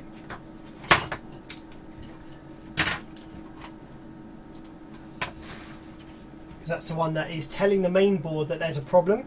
So I just want to see what kind of circuit that leads to. So if we go over to here, put that one there. So pin 5, which is this one. So what do we have continuity to on pin 5?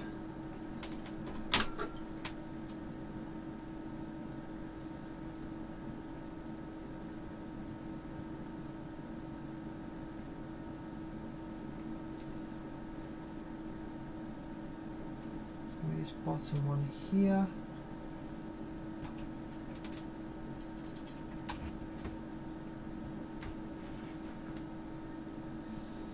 So let's see what that connects to.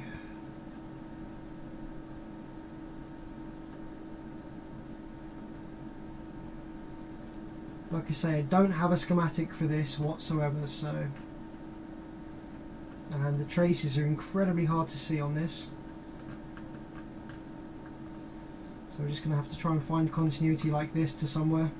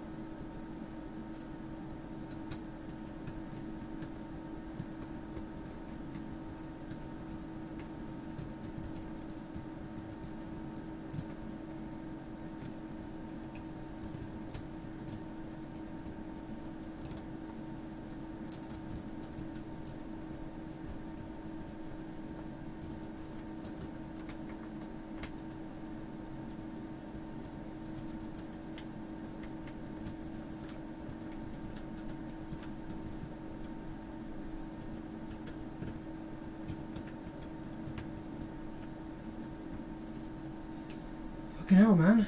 Where is this going? What is this connected to? Can I see the trace?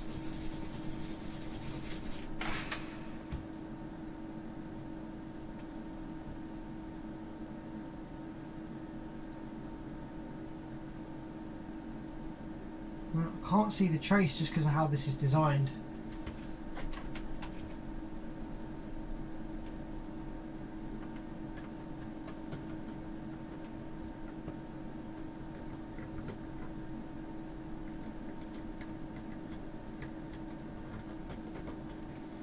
Right, no idea where that goes. Let's take the good card, because it could be that there's a trace broken or something on that one, which is why I'm not getting any continuity reading anywhere. So let's try and find it on the good card. What are you connected to? Where do you go on the board? Wait. Something. Here we go. So this is D1, I think? Over here? D1? Okay, so we have continuity to D1. Let's confirm that that's the case on the bad card as well. So D1. Great stuff. So where does that go next then? D1.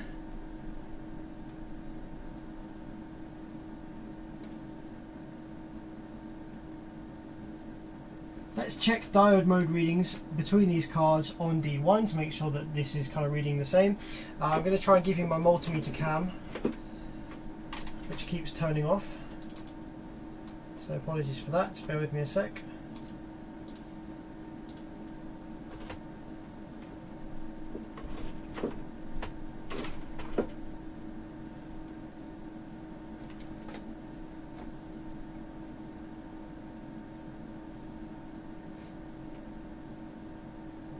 Okay, there we go, multimeter cam. So we have on this one, which is bad card, we have 688. Good card, we have 685, that's about right. Good card, we have 1720. Bad card. 1723, yeah, that's about right. Okay, so where does the top one of these connect to then? The top of D1 connects to this capacitor.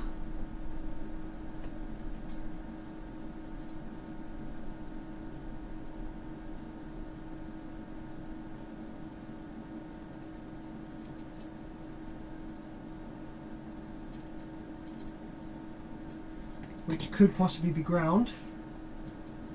Maybe not. And also connects to this one, which is Q40. So let's have a look at Q40. 1723. 1720. 1837. 1837. These are all identical. 1721. 1721. Righto. Where is this side? This side connects to this 2211. 10053.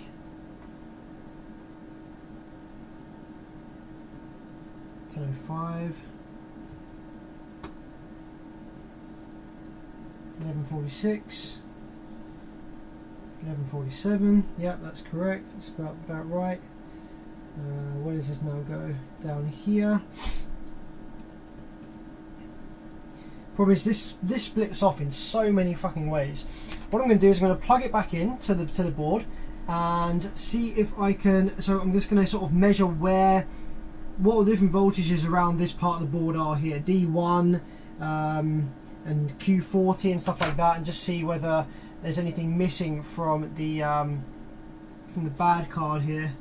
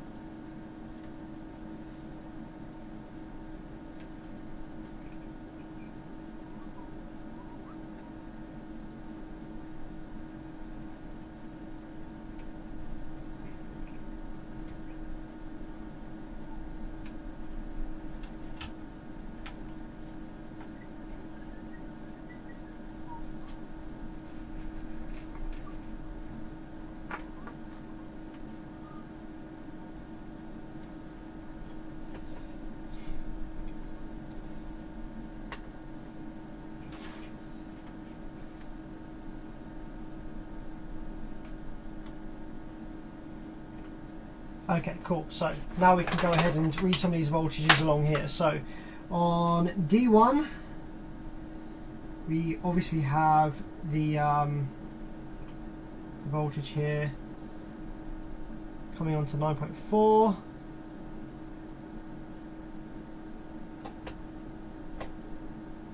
Starts off at 9.4. Starts off at 9.4 and then it bumps up to 11.2 when the amp activates. Okay. On first pin. So I'm going to write all this down so I can remember it. D1. 1. 9.4. 11.2. 2.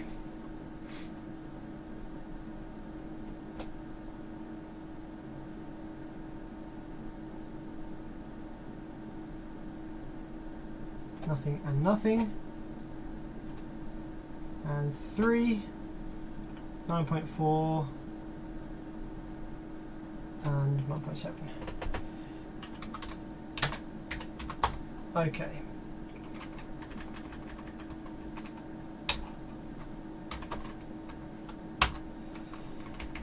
That's D1. Let's have a look at Q40. Q40, 1,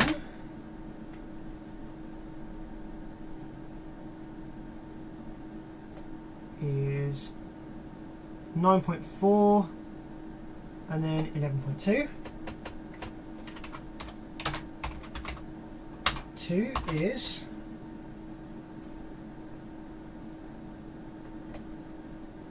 nothing, and then nothing.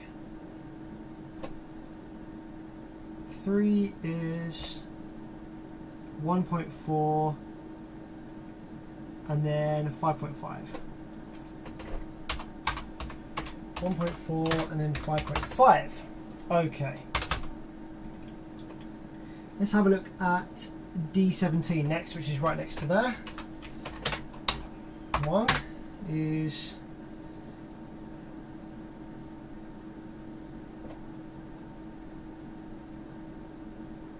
minus 1.5.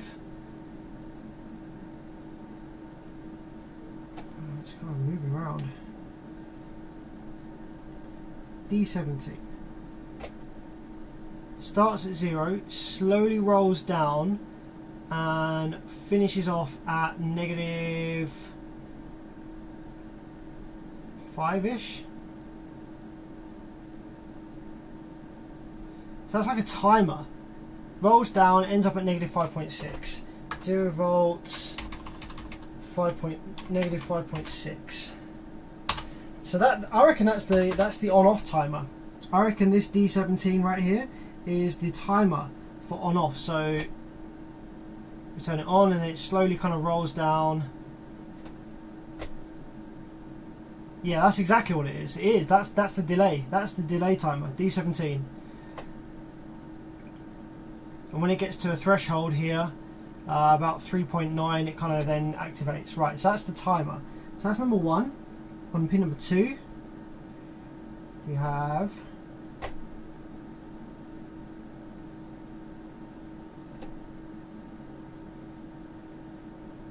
nothing.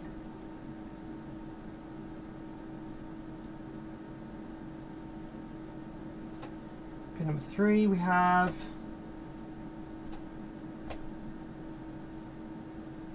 positive 5.6 the entire time by the looks of it.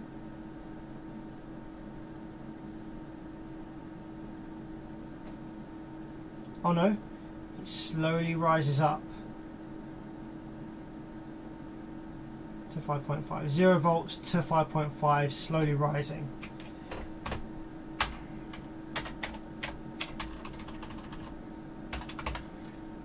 So that's like, so what D17 is doing is one of it on pin 1, it slowly goes from 0 volts slowly down to negative 5.5. And on pin 3 it starts at 0, slowly rises to 5.5. So that's interesting. So if on the bad card we're missing one of those, then that will keep the amplifier in protection. So that's something that's really good. I'm glad we found that. That's really interesting. I'm going to check a couple of these transistors down at the bottom here as well. R77, no sorry, Q15 at the bottom here. Let's see what we've got Q15, see if that changes.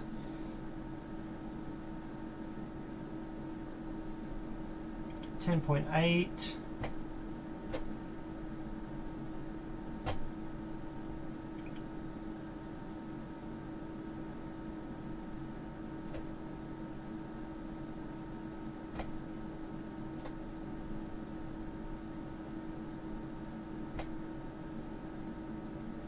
$10.8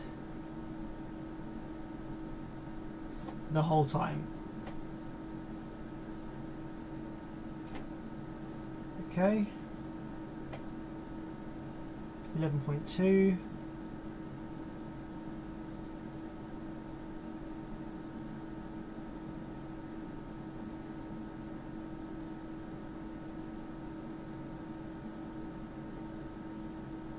$11.2.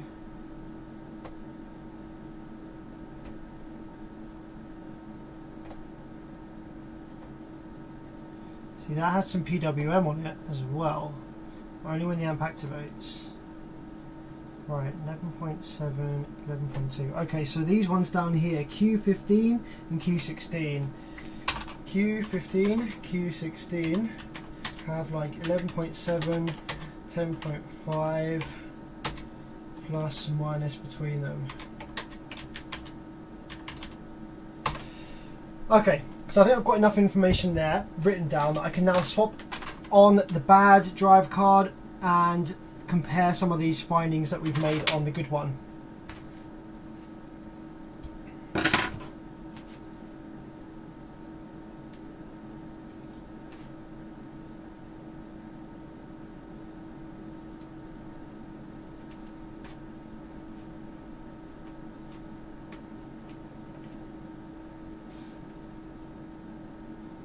Can't you remove the protect pin? So it's not so much the protect pin, right? There's a couple of things that this is doing.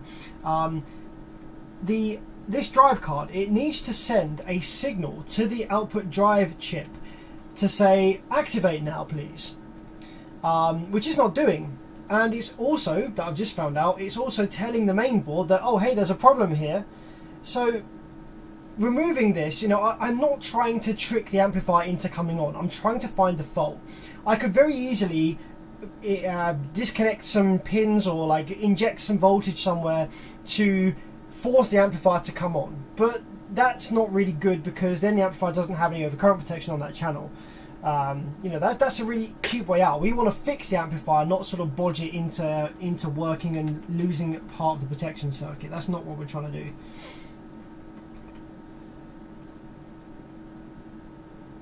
Okay. Cool. So, remember, let's have a look at our thing again. So D1, we had pin 1 starting at 9.4 and it ends up at 11.2.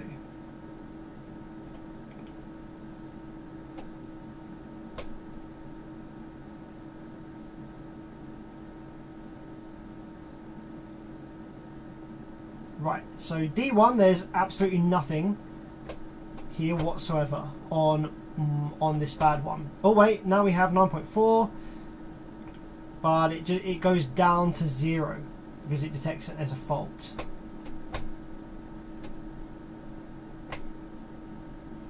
Whereas it should be going up to 11.2, but it just goes down to ground. Right, so D1 on the bad, 9.4, then 0 volts. So pin 2 is 0 probably. Yeah, it's the same. Pin 3, 9.4 to 9.7. Pin 3, no, start off at 0 again. 9.4, and then down to 0.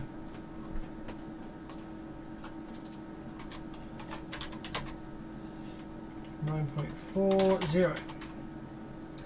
So, okay, that's D1. So Q40 then. Let's have a look at what Q40 is doing. Q40 was 9.4, then 11.2. So I imagine here we're just going to have 9.4 and then down to 0. Yep, as expected. Pin 2 was 0, which is correct. That's the same as what we have here. Pin 3 was 1.4 and then 5.5. So 1.3 and then down to 0.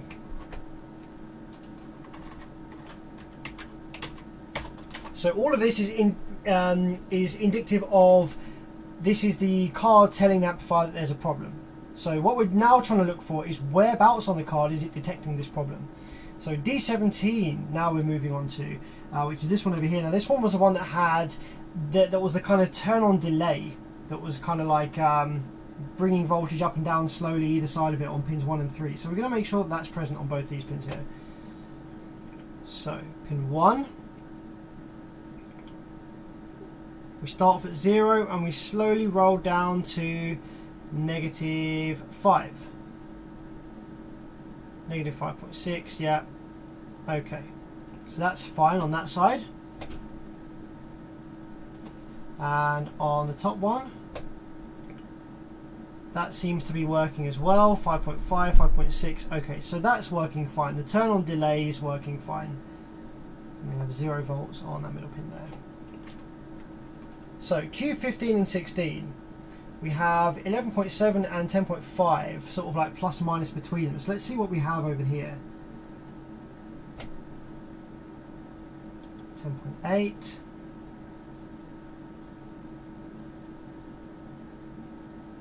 11.2.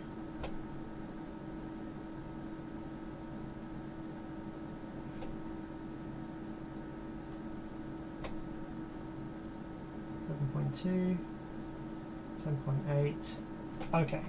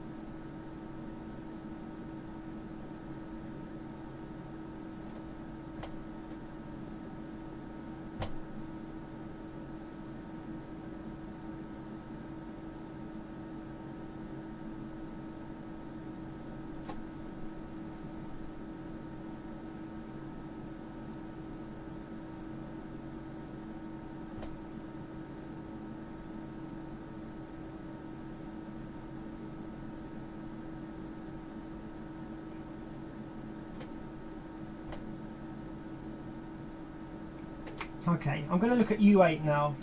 So U8, let's do pins 1, 2, 3, 4, 5, 6, 7, 8. So pins 1, we have on U8, we have 0 volts. Pin 2, we have 0 volts. Pin 3, we have 0 volts. Pin 4 is VCC. Pin 5 we have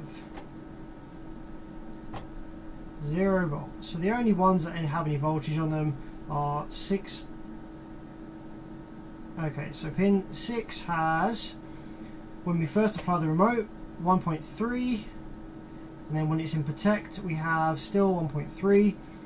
Pin 7 has negative 9.9. And then last one is, so we have 1.3 on 6. And then negative 9.9, I think it was it negative 9.9?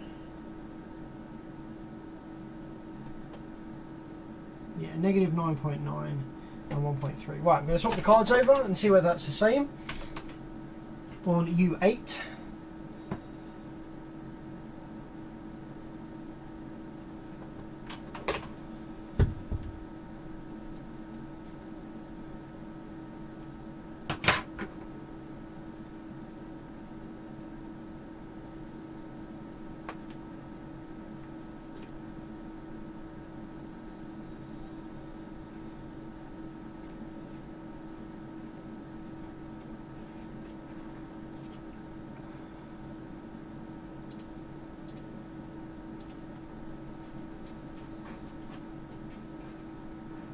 come on, give me some differences. Love the differences between these boards. Right, so U8 pin 6.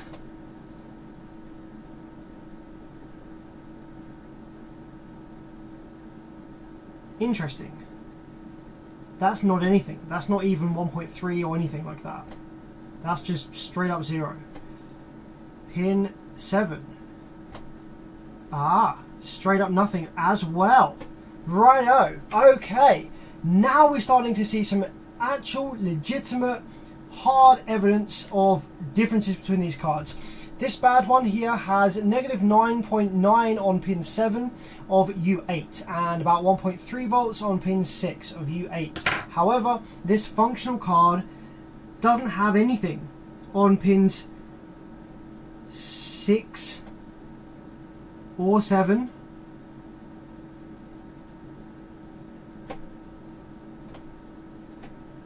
Oh shit, what have I done now? Did I slip my probe?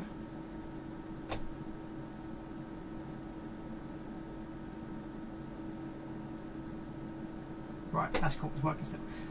So U8 we have on pin 6 we have 0 volts. On pin 7 we have 0 volts. And pin 8 is VCC. Right, what about pin number what's that? Pin 5. Pin 5, 0 volts. Amazing. Right, how about this side then? Because this side on the other card we had absolutely nothing, did we? So pin 1. Right, pin 1 we have 9.7. Right. So we should have should be 9.7 on pin 1. Pin 2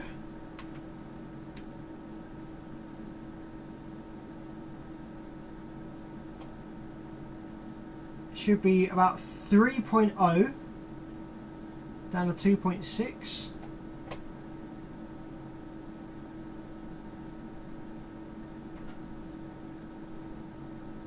Starts at 3.0 down to 2.6. 3.0 down to 2.6. Right, pin 3 should be... This is really weird. We had like nothing. There's the complete opposite on the other board. Pin 3 is 0 and probably stays at 0. Yeah, okay. Cool. So there is nothing on pins. Pin 5 is nothing. Pin 6 is nothing. Pin 7 is nothing. Pin 7 looks like a little bit of PWM actually. Yeah. Pin 8 is VCC. Right, there are some differences. Fuck me. Right, okay, I'm going to check U4 as well, which is just above it, just to see what that's doing. U4. I'll do that on the bad card first. Right, so let's just confirm then. Let's just plug the bad card back in and just confirm those differences.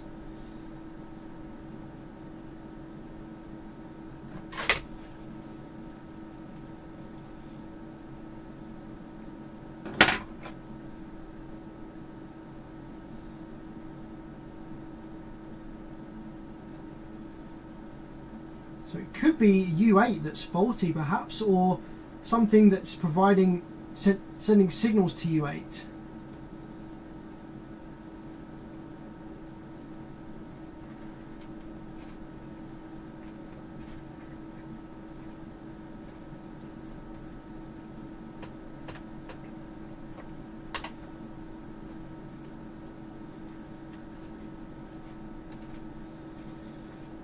Right, so let's confirm then. On this one, we should have 9.7 on 1 and 3 volts down to 2.6. So pin 1.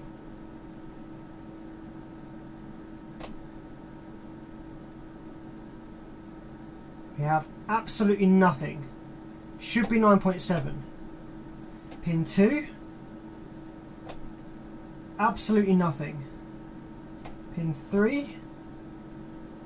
Absolutely nothing. So these are all completely dead. No signals whatsoever, no voltages whatsoever on there. However, on the other side, we have probably where we shouldn't do. On pin 6, on pin 6, we have 1.3. Pin 7, we have negative 9.9.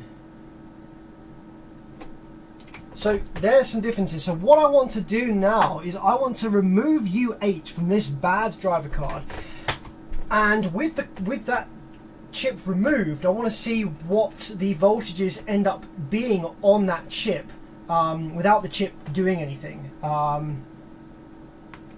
Just before I do that though, I'm going to make some measurements of U4, which is just above it. 1, 2, 3, 4, 5, 6, 7, 8, 9. You can see here that I'm writing down in Notepad all the voltages and stuff that I'm reading on this board. So let's go ahead now and just while we've got this bad one plugged in, let's take some measurements of U4, which is just a 072C, it's just an op amp. So pin number 1, let's have a look at what we got on pin number 1. Pin number 1, we've got negative, it instantly negative 7.9. Oh wait, it fucking changes. Sometimes it's 10.3. Okay, so it starts off at 10.3, 10.4, and then goes down to negative 8-ish, 7.9. So it starts at, fucking hell, this is mad. 10.3, then 7.9. Negative 7.9. Right, pin 2.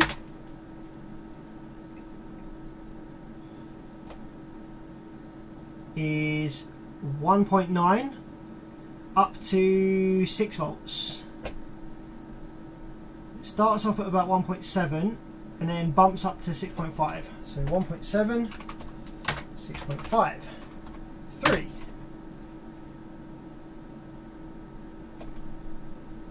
1.7, 0.6, and it stays the same. Oh, now it's at 4.5. Okay, down to 1.6. It starts at 4.5 when there's no protect. Starts at 4.5 and then down to 1.6. 4.5 down to 1.6. Okay, pin 4 is VCC. Pin 5 is going to be... So again, it starts off at... Got negative 5.6. Although it kind of wanted to go high first. So we've got negative 5.6. And does it change when the amp protects? No, negative 5.6, and that's it. Okay, pin 6.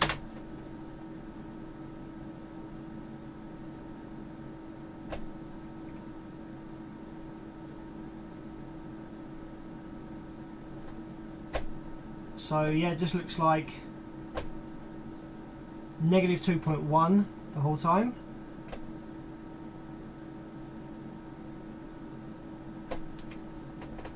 Negative 2.1.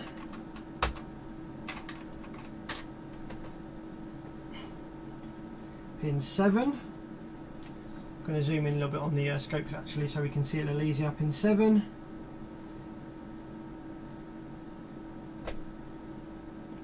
We have... Oh wait, what the fuck? What do we have on pin 7?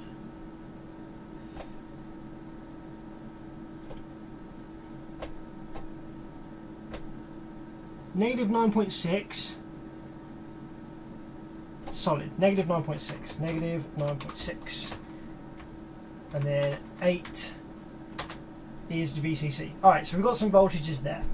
So what I'm going to go ahead and do now is I'm going to go ahead and remove U8, I think, and see what difference that makes. Or maybe I should plug in the good card and just compare readings on U4 as well. But yeah, what do you reckon? I think I should plug the good card back in and just compare readings on U4 first, and then go ahead and remove U8 on the bad card. Just see what the voltages are without the chip there. We could even swap the chips over from the good card and the bad card, see if it makes any difference.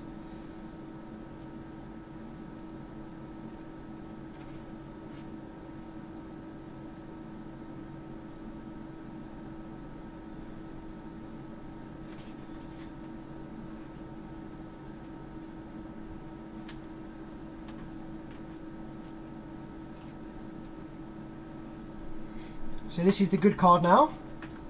So let's just confirm what we have on U4 with the good card. So pin 1. We had 10.3 down to 7.9. 10.3 up to 11.2. Okay. Should be 10.3 up 11.2. Right, pin 2.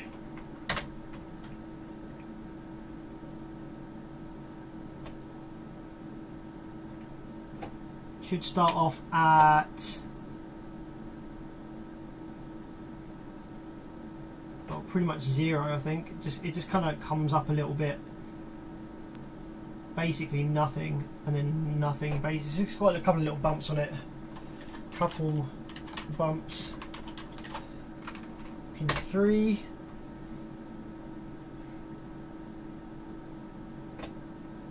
Should be at 4.6, and then to, well, nothing actually. I think it should just be 4.6 straight up. Yep, 4.6 and staying there. 4.6 solid. Right, and then how about the rest of these? Pin 5.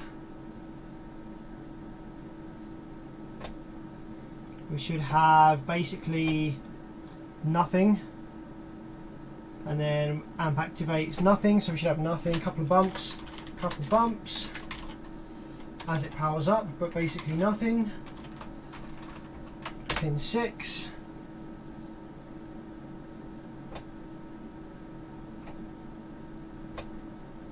Basically nothing, and when the amp activates, basically nothing, so a couple bumps. Pin 7.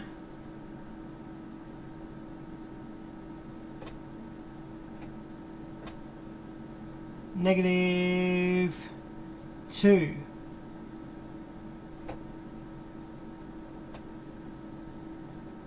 -1.9. Right, so guys, I'm going to show you my screen right now, and you can see what crazy differences we've got between these two boards here. Between these two boards and between these two sets of op amps. So we have a look on the screen, right? So this is my notes here from these two chips. So U8 and U4. So 1 is nothing on the bad board, whereas it should be 9.7. 2 is nothing on the bad board. It should be 3 down to about 2.6. And on pins 6 and 7, we should have 0, but we actually have 1.3 and -9.9. So quite vast differences there between these two boards. On U4, we should have 10.3. Oh, sorry, we should have 1.3 up to 11.2, but we actually start at 10.3 and go down to -7.9. Wildly different to the correct board. Again, here on pin 2 and 3, we have wildly different results. We should have basically 0 volts with a couple of bumps on pin 2, but we have 1.7 down to up to 6.5. Again, on pins 5, 6 and 7, we've got wildly different results. So yeah, I think what I'm going to go ahead and do is on the bad card, I'm going to go ahead and remove, or I might even just, guys, what do you think I should do? Do you think I should blindly swap over these two chips from the good and bad boards to see what happens? Or should I remove these chips from the bad board and see what the voltages are when they're not present, you know, when they're not actually soldered there? What would you reckon? No idea if any of you guys are following this or not, but I think what I'm going to do is I'm going to go ahead and remove U8 and U4 from this board. I'm going to power it up and see what voltages are on the pads with those chips missing.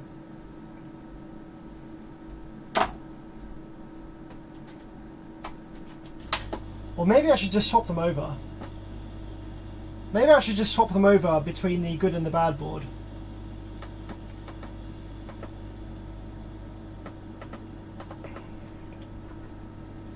So if I just swap the chips over from the good and bad board, we'll know. Because if they behave or act differently after I've swapped them over, then we know that one of them is bad. So first remove the chips and check voltages before substituting in, says Alexandra.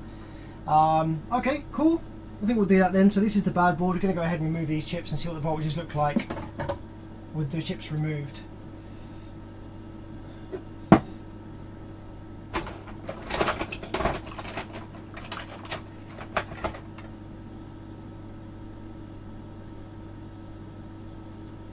Someone said compare them under the thermal imaging camera. Yeah, that's not a bad idea. I could do that, but I've already fluxed them up now and removed them, so we're going to stick with the removal first. swap the whole boards. Well, that's what we've been doing the whole time, scraping base.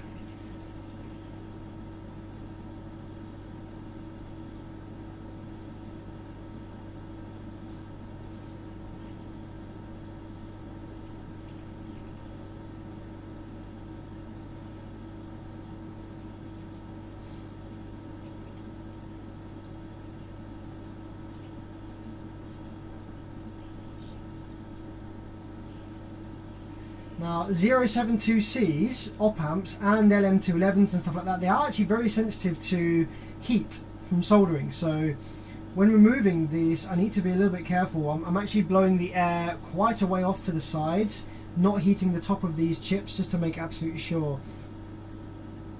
So I'm not actually too sure what this chip is. Like, I haven't actually looked at it properly. I think I need to get it under the microscope. It's got very, very faint markings, so I'm not actually too sure what it is. Let's pop it up here on the bench for a sec. So with that one chip removed, let's power it up and actually see what this does.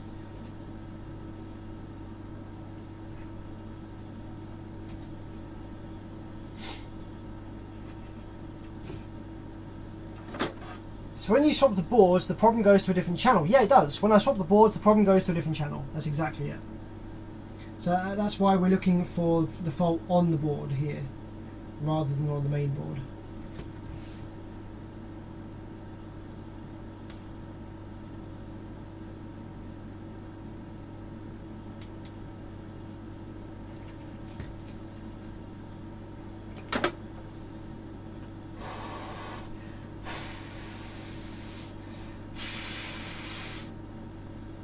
Righto.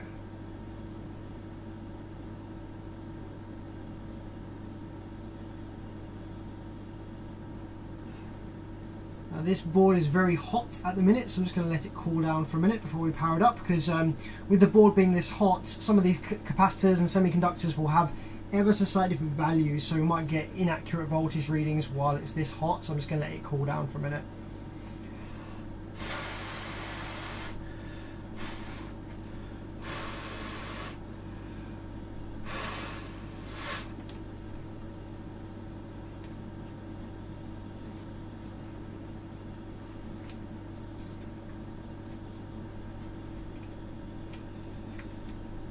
Okay, let's see what this chip actually is. Let's get some thermal paste and just rub that on the chip for a second there. What is this chip exactly that we've been looking at? I haven't actually even looked at that yet. Something 883?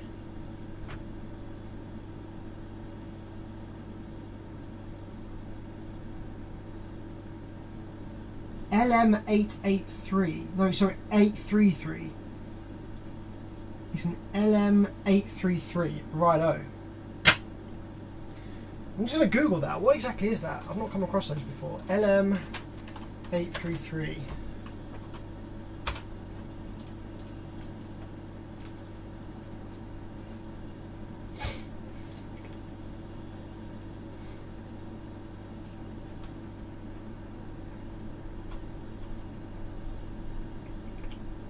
So it's just an op amp, basically.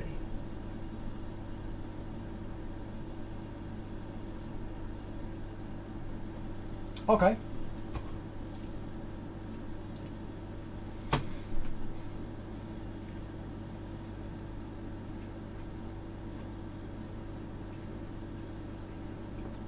So with that removed, what do we have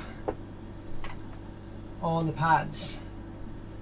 So let's look at our notes. We should have 9.7 and 2.6, although we're probably not going to get the exact things because we have it missing, but I just want to see what exactly is going on, what exactly we have on here. This thing might not even be in protection anymore that we've removed that.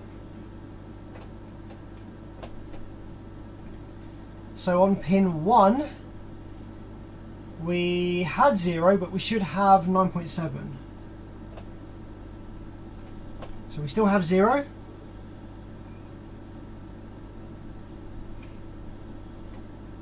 The amp's still going into protect. So yeah, we still have 0, whereas we should have 9.7. And on pin 2 we should have 3 volts and sinking down. Right, okay. How about on pins 6 and 7 here? So we had negative 9.9 on pin 7, which is this one. So we actually have completely different now. We have positive voltage now. What the fuck? 6.9. Pin 6. Wow, we have 6.9 volts on both 6 and 7. Positive 6.9 volts, which is really random. Why do we have that?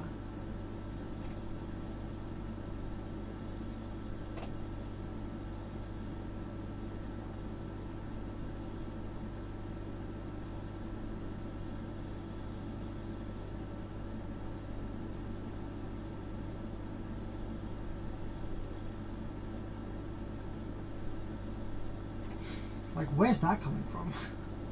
What the fuck?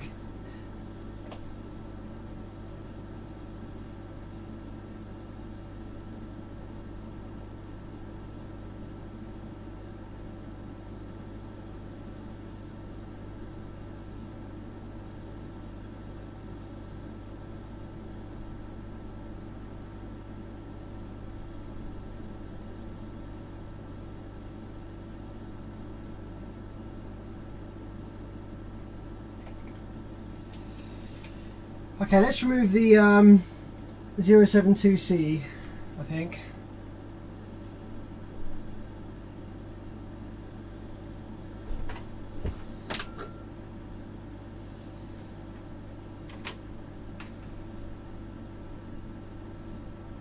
You know what I'm going to do? I'm actually just going to swap these parts over from the good board to the bad board, because I'm not sure that probing the pins without the chips in place is really going to tell us much.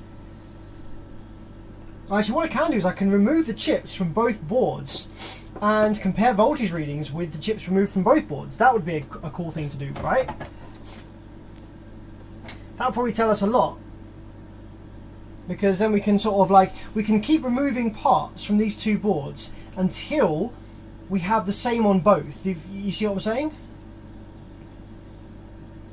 Because once we remove everything until we have the same on both, then we've probably likely removed the bad component.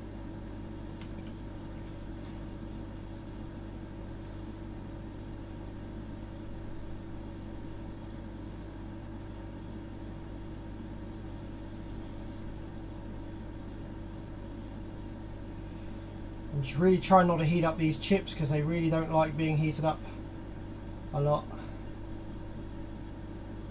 There we go. Okay, that's the 072C off of that one.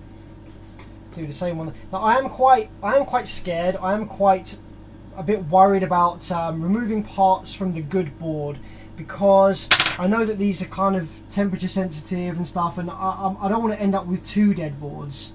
You know, 2 boards that I'm having issues with.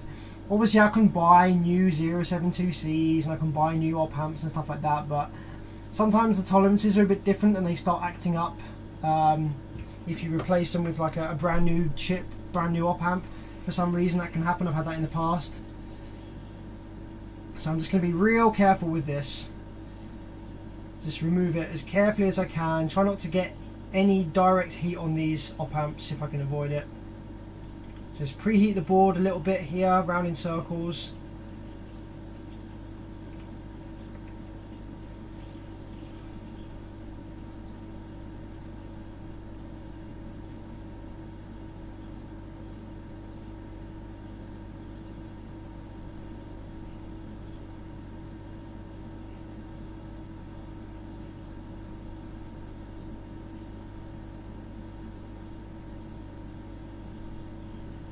There we go, that's that one off. And now the 072C.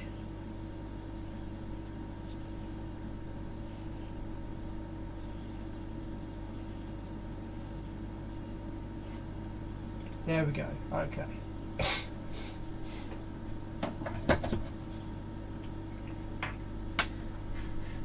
Let's let these boys cool down a little bit.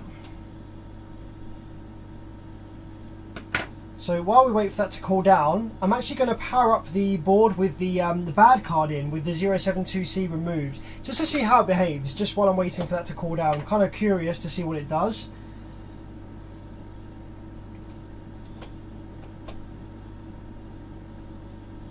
No protection mode yet. Ah, it actually comes to life. Holy shit. So without the 072C there, this actually operates perfectly as intended. We have output switching. Maybe it was the 072C that was bad then. Righto. Or so, it's something feeding the 072C. We're really honing in on the issue here. So that's pretty awesome. That's going to take a little while to cool down. But gentlemen and ladies, if there's any ladies watching, it is 11:30 here in the UK in the evening. It's about time that I called it quits for this evening. Leave on a bit of a cliffhanger. So the bad card now, for the first time ever since I've been working on this amplifier, has actually sent the correct activation signal to the drive IC, got the drive IC active and switching and oscillating the output MOSFETs for the first time ever. And we got that to happen by removing, it was the 072C and the LM833, but I think it was the 072C. By removing that, that has either bypassed, bypassed that part of the protection circuit, but I'm so happy about this because I now know that the rest of the circuitry on this card to do with the turn on signal is operational as intended. And the reason it wasn't working before was because of some signals around that 072C. So we are now on the home straight, we're now on the home stretch to finding out exactly what component is bad on this board. It's going to be somewhere around here. It's either the TL072C itself, or it's some component that feeds it with input that is incorrect. And so what we can do is, now that we've got both of these boards with both of these parts removed, we can go ahead and read voltages on these pads between them to see whether there's any differences. If there's no differences between them, now that the parts are removed, we're going to go ahead and assume that it was a faulty 072C. However, if there are still differences between the voltages on the pads of these cards, then the 072C was probably fine and it was just doing its job, and it was relaying the different signals and stuff that it's being fed incorrectly to the protection circuit and saying, hey, there's a problem here. So then we'll be able to trace back on the bad card where the stanky voltage is coming from, where the incorrect voltage is coming from. So that's pretty exciting. I hope that has given you some incentive to come back and watch the next live stream. I'll try and give you a heads up in advance when I go live. It's going to be pretty soon because I really want to fucking get this done. So gents, I hope you enjoyed. I know it's been a bit of a long one where you've just been watching me kind of probing, writing down voltages, but it's all part of the diagnosis process of this amplifier. When we've got no schematic, we've got no experience with this driver card whatsoever, we are essentially sort of reverse engineering this driver card in a sense, not to figure out how it works to copy it, but to troubleshoot and find out what components are responsible for doing what. We've got a driver card here where the traces are impossible to see. We can't even really see where the traces go between components. So we're relying on our multimeter continuity mode to try and figure out what's connected to what, and we're just relying on our initiative to try and figure out, okay, what components would be doing what, where are there differences between the working one and the non-working one, to kind of find out what the issue is here. Yeah, like I say, no schematic, very limited visible trace, trace areas here. We're just kind of having to go by trial and error and using our initiative here to try and figure out what's going on. So that's why it's taking a long time. So I apologise if there are boring parts of this live stream where I'm trying to figure this out. But yeah, hopefully it's interesting,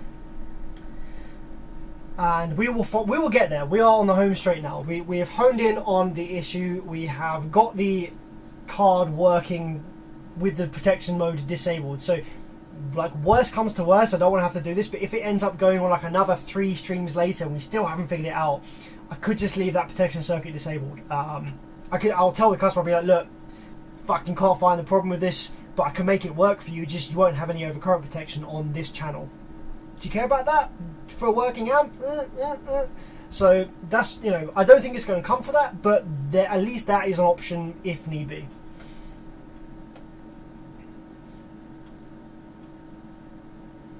So guys, yeah, I'm going to lock off the stream here. Thanks so much for jumping on and supporting me and keeping me company while I dive into this. Thanks for everyone with the donations. Annibal and Crazy Logic's going to grab myself some solder flux for sure. Not solder flux, some solder wick. That's what I need. Yeah. Yeah, exactly. Them boards, the trace is the same freaking colour. Yeah, it's an absolute nightmare. But yes, I'm going to get this up and running on the next stream. I can feel it. Next stream, this is going to be working and it's going to be fixed. Thanks guys for keeping me company. I'll see you next time. Have a great week.